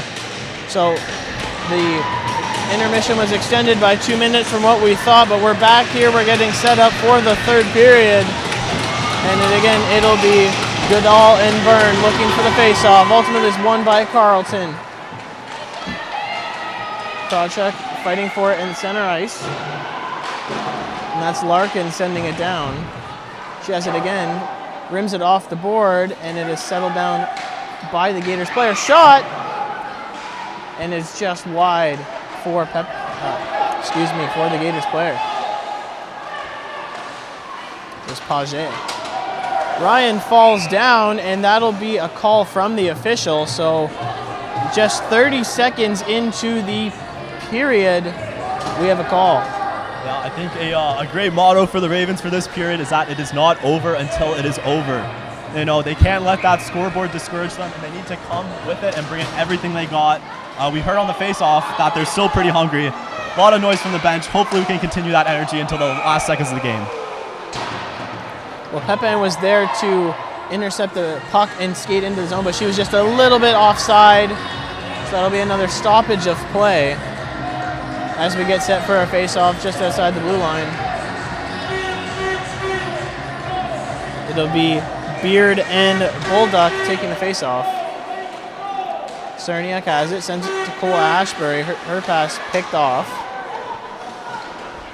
Barreau was there, hard on the forecheck. Cole Ashbury falls down. Puck is loose, bobbling around.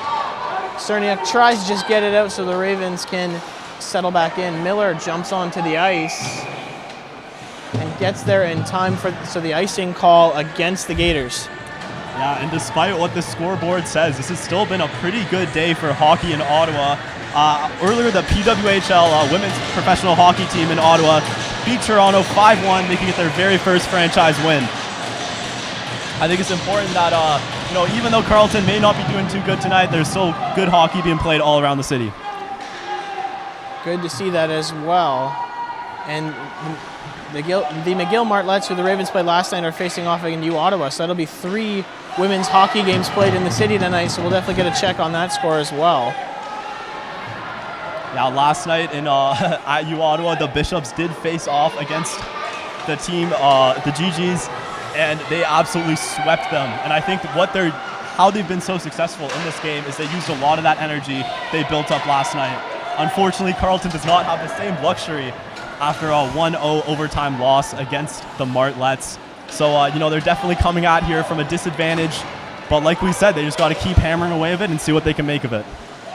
There's Santel fighting in the corner. She skates the puck down into the back of the net, has her puck picked off by Misner, sends it to Lopez, who sends it to Berta. Berta skating in with speed, and Johnson's there to battle her there.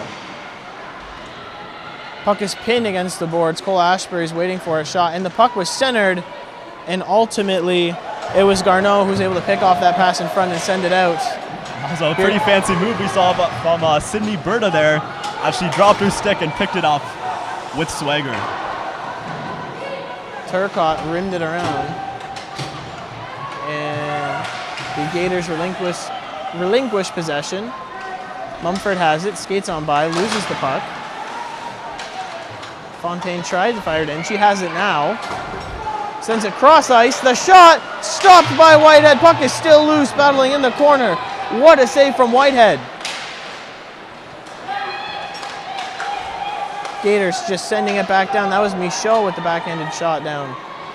Cole Ashbury has it. Fires the puck all the way around the other board. Mumford's there. Ryan has it now. Her pass picked off by Fontaine. Fontaine makes a move, gets it with a chance, a shot, stopped by Whitehead again with a low blocker save. It's Goodall with the puck in the corner. Mumford with a little bit of a check there to get the puck back. Cole Ashbury and Beard there as well. Beard has it now. And great stick checks from the Gators to not allow the Ravens to get the puck out of their zone. Mumford finally just sends it back for DeBeard, so it's in the neutral zone. Skating puck back now.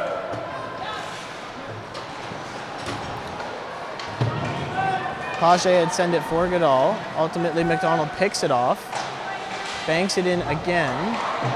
A hit from Page, but just not enough to get a call there.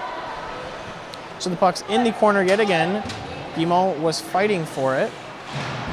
Miller's jumping in to keep the puck in the offensive zone as Maffey cuts to the ice. Page's there with Goodall in the defensive zone. Good stick work here from Guimont. And also that's Page just sending it back to the opposite side of the ice. Long shift for the Gators here in the defensive zone. Chance for the Ravens. Shot from McDonald. It will not go. Goodall tries. She loses it there. Maffey fighting for it in the corner. Tries to center it. Players fall down there. Ultimately, the Gators have the puck now. That's McDonald. She gets it in her own zone. Cross ice pass to Robinson, who's not able to settle it, and she falls down just trying to dump the puck behind the net. Puck's ringing around now. Picked off from Beck. She loses it. Chance here for the Gators. Krawczuk's there battling for it with Baldock.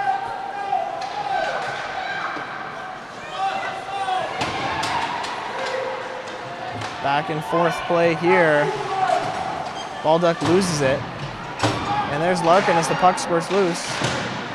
And she just gets it to go back into the neutral zone. The Gators will have to regroup. And the Ravens get a change. It was a chance from Pepe. She was able to retrieve the puck, but she was definitely way offside on that play. Yeah, even the best players have struggled keeping onside. That's one of those annoying things about hockey that happens a couple times a game at least. And I think there's just no way around it. But I think both teams have so far done a pretty good job this period, keeping it pretty evenly matched. But despite what the scoreboard says, I still think Carleton still has a chance. We'll see how they respond after a few back and forth chances by both teams here in the first 5 minutes of the third period. Cerniak's fighting for it. She sends it to Cole Ashbury, who gives it back to Beard. And Beard just chips that puck back into the neutral zone. Guimont poking it and gets it behind the net against the Gators. That's Vigneault Sargent. She's trying to check it, get it into the Raven zone. Guimont settles it down now to McDonald. And that pass is picked off by Santel. She gets taken down, no call. Bit of a break for the Ravens right there. McDonald trying to settle it. It was Baldock who had an opportunity right in front of the net. Just not able to settle that puck. Here's McDonald. Tries a backhand play, but Garneau is just hard on the forecheck, not allowing it. Here's Baldock, and her shot opportunity wasn't able to get off in time. Good pressure from the defense on the Ravens.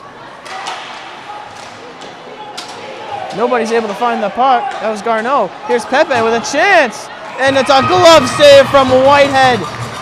Pepe, who's tied for the lead in goals, is stopped by Whitehead. That was a pretty nice save considering the one-on-one. You know, those situations are always pretty dangerous to be in for both parties. And, you know, sometimes the goalie comes out on top and sometimes they don't. But I think Caitlin has proven herself time and time again that she can handle those situations and she can exceed in those situations. She's one of the main reasons why the Ravens are still in this game. Her play so far this game. But here we have some ozone time for the Gators. Ultimately, it's Pepe with it. She had the puck there, but it's stopped. Murray has it. She's pinned up against the boards again. Recovery from Baldock. She loses it momentarily. Skating in. It was Rousseau. Back to Rousseau. Slap shot! Ripped it in, and Whitehead again stands tall and makes the save. That is not the first deadly slap shot that Caitlin White has intercepted this game, and I think she's going to wake up with a lot of bruises on her body tomorrow. The life of a goaltender. Is that not the case? So terrific offensive sequence for the Gators, and they'll have an offensive face-off here. It's Goodall taking the. Oh, she was a little bit too aggressive. We'll have a switch here. And that's Paget taking it. Beard wins it for the Ravens. Cerniak looking a little bit ahead, and she's not able to retrieve the puck. Beard gets it now. Sends it to Guimont.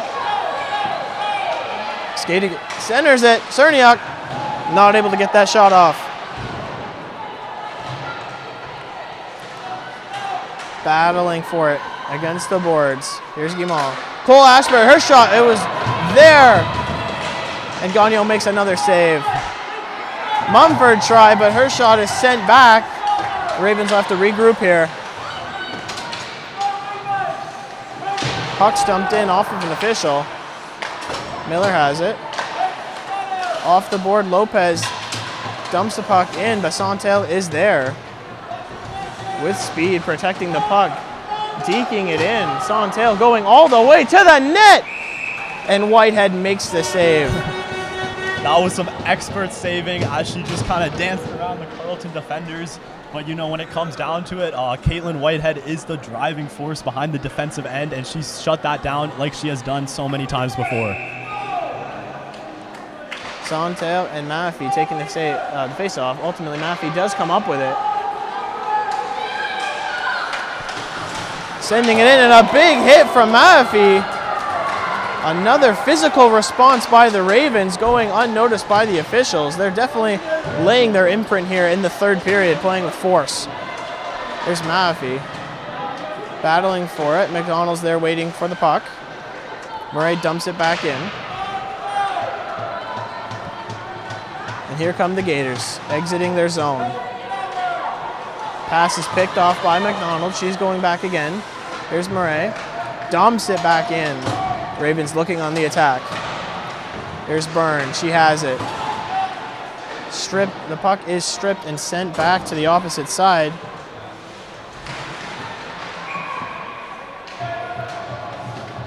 We have a call from the officials again, so another whistle. Yeah, if there's one great thing we've seen from the Carleton Ravens, not just this period, but the whole game, has been their passing. They have done some expert, across the rink passing that has led to numerous opportunities, except I think the problem is that these expert passes have been one-offs and they cannot create something from it. They just need to use that motivation from that nice good play and use that to their advantage, hopefully turn into a goal. Battling for it against the boards. It's rimming around. Fontaine was there. She falls down. Krawchuk has it. Skating it with speed. She's joined up in the rush. There's Krawchuk. Battling on the forecheck. She wants it. Cerniak's there. Has it, the puck poked away. And recovery by the Gators. Hard forechecking shift as Cole Ashbury heads back onto the ice. Joined with Mumford now on the defensive end. Hand is up, and that will be an icing call against the Gators. And with 10 minutes left in the third period, Carleton's chances of walking away from this game with the win is dwindling by the minute. Do you think there's anything they need to change? Is it too late for them? Well, ultimately it comes down to getting pucks on net and either hoping one squeaks by, or you can get a rebound and bury it that way.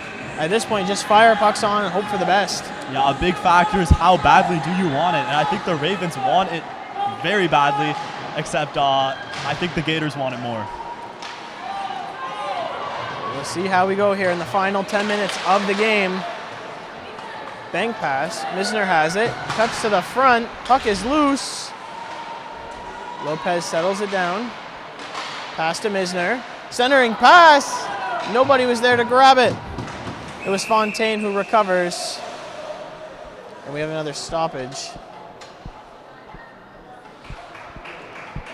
So we have the call from the official, and it will be the Carleton Ravens heading to the power play as Garreau heads off into the bench. The fans are pretty happy with this decision, hoping this power play can give them that one final push of motivation they can to at least get one goal on net. At this point in the game, it almost feels like they have to score to get the momentum back. Is that fair to say? I think that is very fair to say. You know, it's never fun losing without scoring a single goal. Puck is loose, and nobody's able to get that shot right there. There's a chance. Paget is trying her best, being aggressive here on the penalty kill.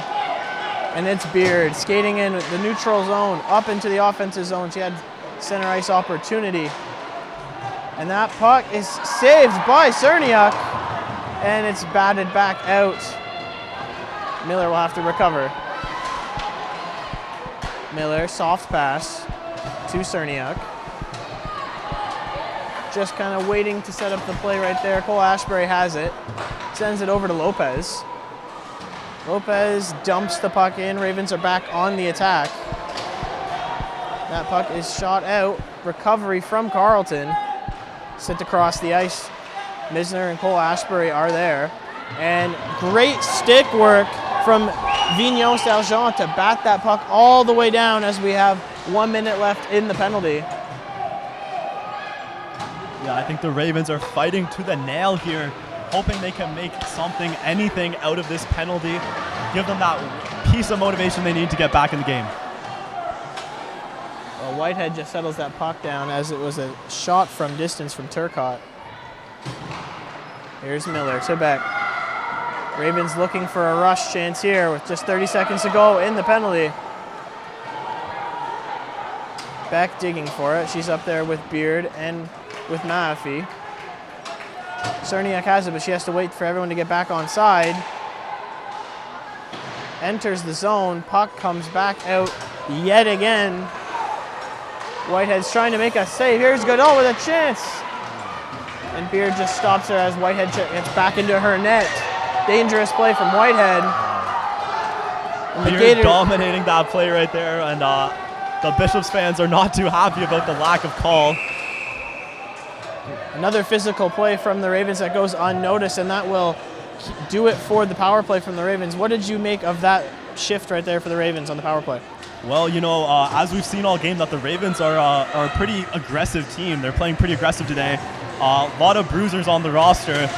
However, you know, when you don't balance that with good offensive and defensive playing capabilities, you just don't end up with anything. I think the Ravens need to use this aggression and channel it into their offense and see what they can make of that. Just 7 minutes to go left in the game.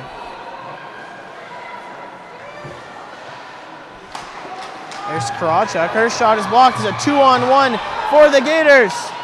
The shot, and it's a save from Whitehead.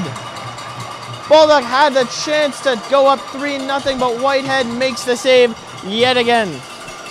Yeah, it's always good when a goalie can beat a 2-on-1. It is very difficult. You don't know if they're going to pass. You don't know if they're going to shoot. But all you can do is really keep your composure and hope for the best there. And I think Caitlin did exactly that, and she showed that, you know, she's a great goalie and a great driving force behind this team. Mahaffey and Santel were taking the face-off. Santel comes up with it. Moving in with speed. She's looking to set it up, looking for the hat trick. She has room. And fans on the centering pass. Beck has it again, bounces off Maffey. With a little check right there. And we have another call from the official. And the Gators will go to the penalty box again. It was Vigneault Sergent with the mistake, so that'll send the Ravens again on another power play, the second of the period with 6:35 to go in the game. Wow, yeah, in the first 2 periods we saw barely any aggressive plays from the Bishops. However, I think in this last period, you know, tensions are getting high. Last period, 6 minutes and 30 seconds left on the board. Even though they're up by 2, I think everyone just is, you know, getting in each other's heads tonight. So with this, we see a timeout taken. This will give both teams a chance to come up with the play that they're looking for. Yeah, with Carleton on another power play here, I don't think they want to waste it. You know, like we talked about earlier, they don't have the greatest power play percentage in the league with, I believe it's 8.8% of power play. And, you know, despite that low number, I still think they can really make something of this. You know, learn from their past mistakes, learn what didn't work and what worked with their previous power plays. Hopefully they can come up with a goal here. So 6:35 to go in the game. It'll be a 2-minute power play for the Ravens. Timeout comes to a close. For the Gators, it's Johnston, it is Bulldog, Goodall, and Garneau killing the penalty. For the Ravens, it'll be Beard, Mahaffey, Cerniak, Miller, and Beck. Looking to get into the deficit to some capacity, looking to cut it to just a 1-goal deficit. Here we go. Yeah, this will be a game-defining power play for both teams. Depending on how they handle it, I think determines the outcome of the game. Here's Beck with space. Shot block, Cerniak yet again. Gagneau's out of her net, there's a chance. Centering puck, and it won't go. Excellent play from Johnson to just send the puck all the way down the zone. The Ravens had a great chance with Gagneau out of position. Here's Beard. Her shot's blocked. Lopez with a chance. Won't go. It's wide. Beard fighting hard for the puck. Here's Misner. She blew a tire, went past it. Recovery from the Gators.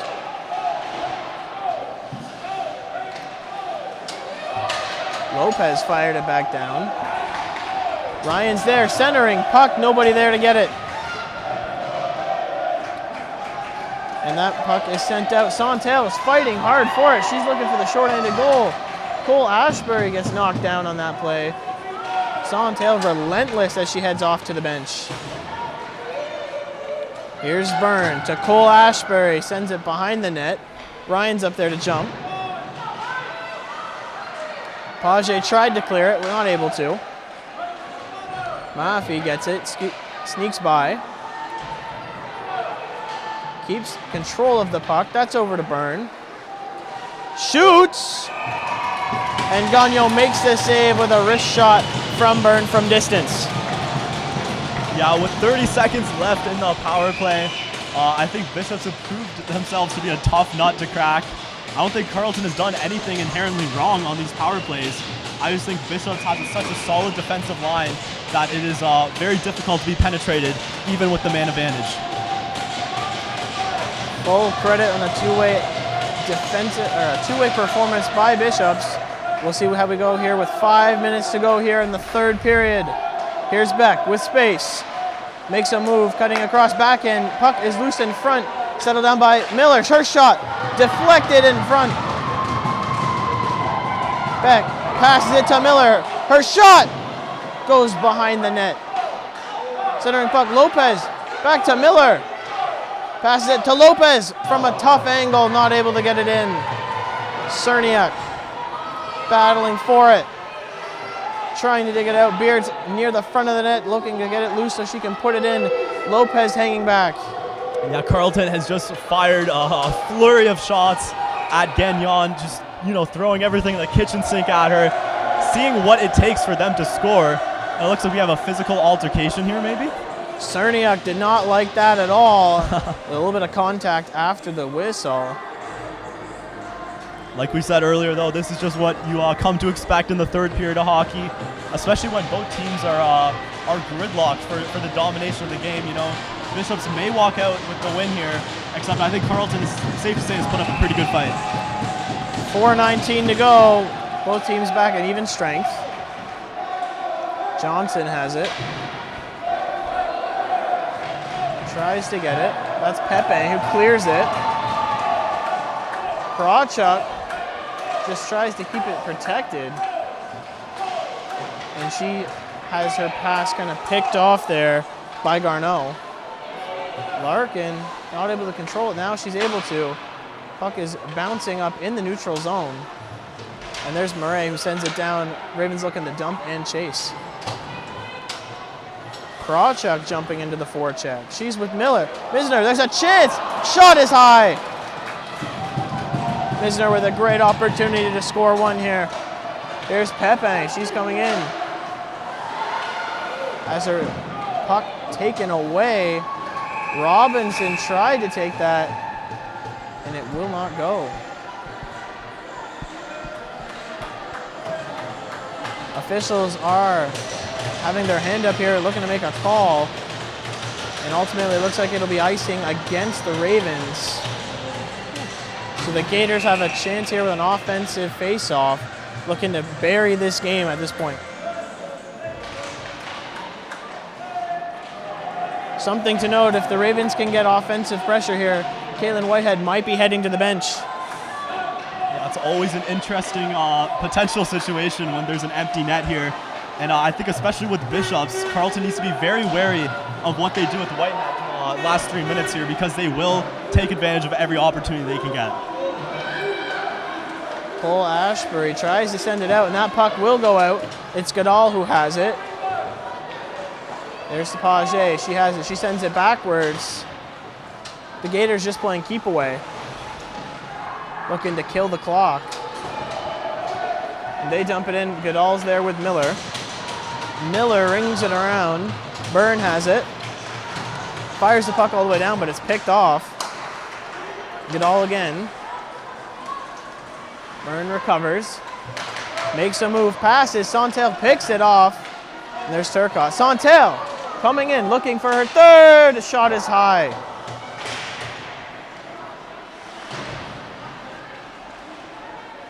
There's Miller. Passes it to Ryan. Back to Miller, and it just won't go. Excellent effort from Miller, beating the icing call. They're battling for it again here. Miller heads to the bench after a great effort beating out that icing. It's Beard and Ryan digging it out for the Ravens. Ultimately, Santel comes up with it, but then it's picked off. Cole Ashbury has it for Larkin. Larkin dumps it in behind the net. 1:40 to go here in the third period. Now looking at the shots on goal, Carleton has 27 with Bishops at 29. Just based on that statistic alone, I would say that these teams are still pretty gridlocked, despite what the scoreboard says. Time is ticking away. It's Maffey. She fends on that pass over to Larkin. It also looks like Carleton has pulled their goalie. And that is just wide of the net. The Gators looking to make it a 3-0 game. Carleton passes it down. Still an empty net for the Ravens. And it's picked off. Mumford has it to protect the 2-0 lead. Or 2-0 deficit, rather.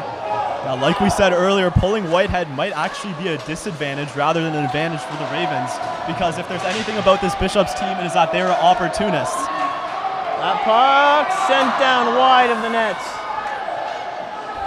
Bulldogs there trying to make it a 3-0 game. She falls down. Puck is up. It's Lopez who tips it up. Puck is dumped in as we approach the 30-second mark.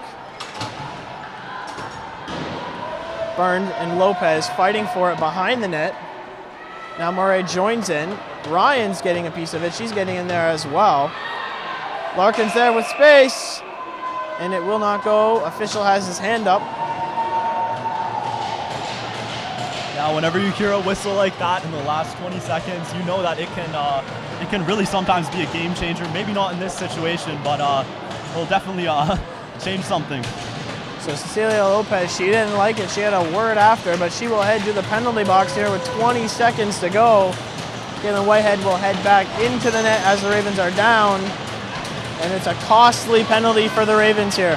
All the Ravens can do at this point is keep it a 2-0 game, cross their fingers it doesn't get to 3-0.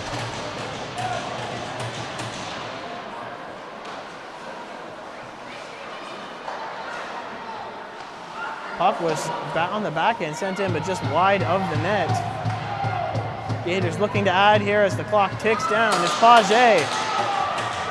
Sends it to Garneau. Garneau can't handle it. Pressure from Guimond.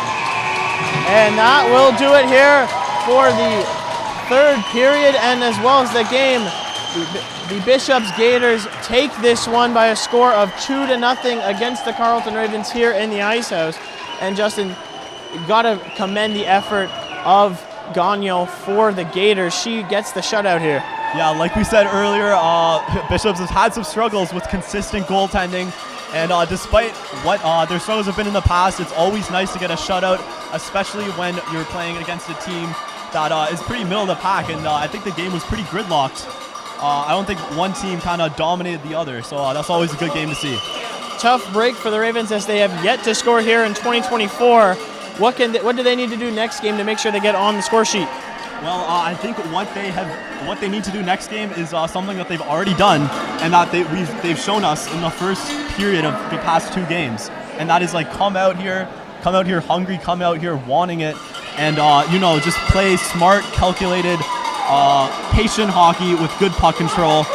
And I think they played that all game today, except for those 5 minutes in the second period.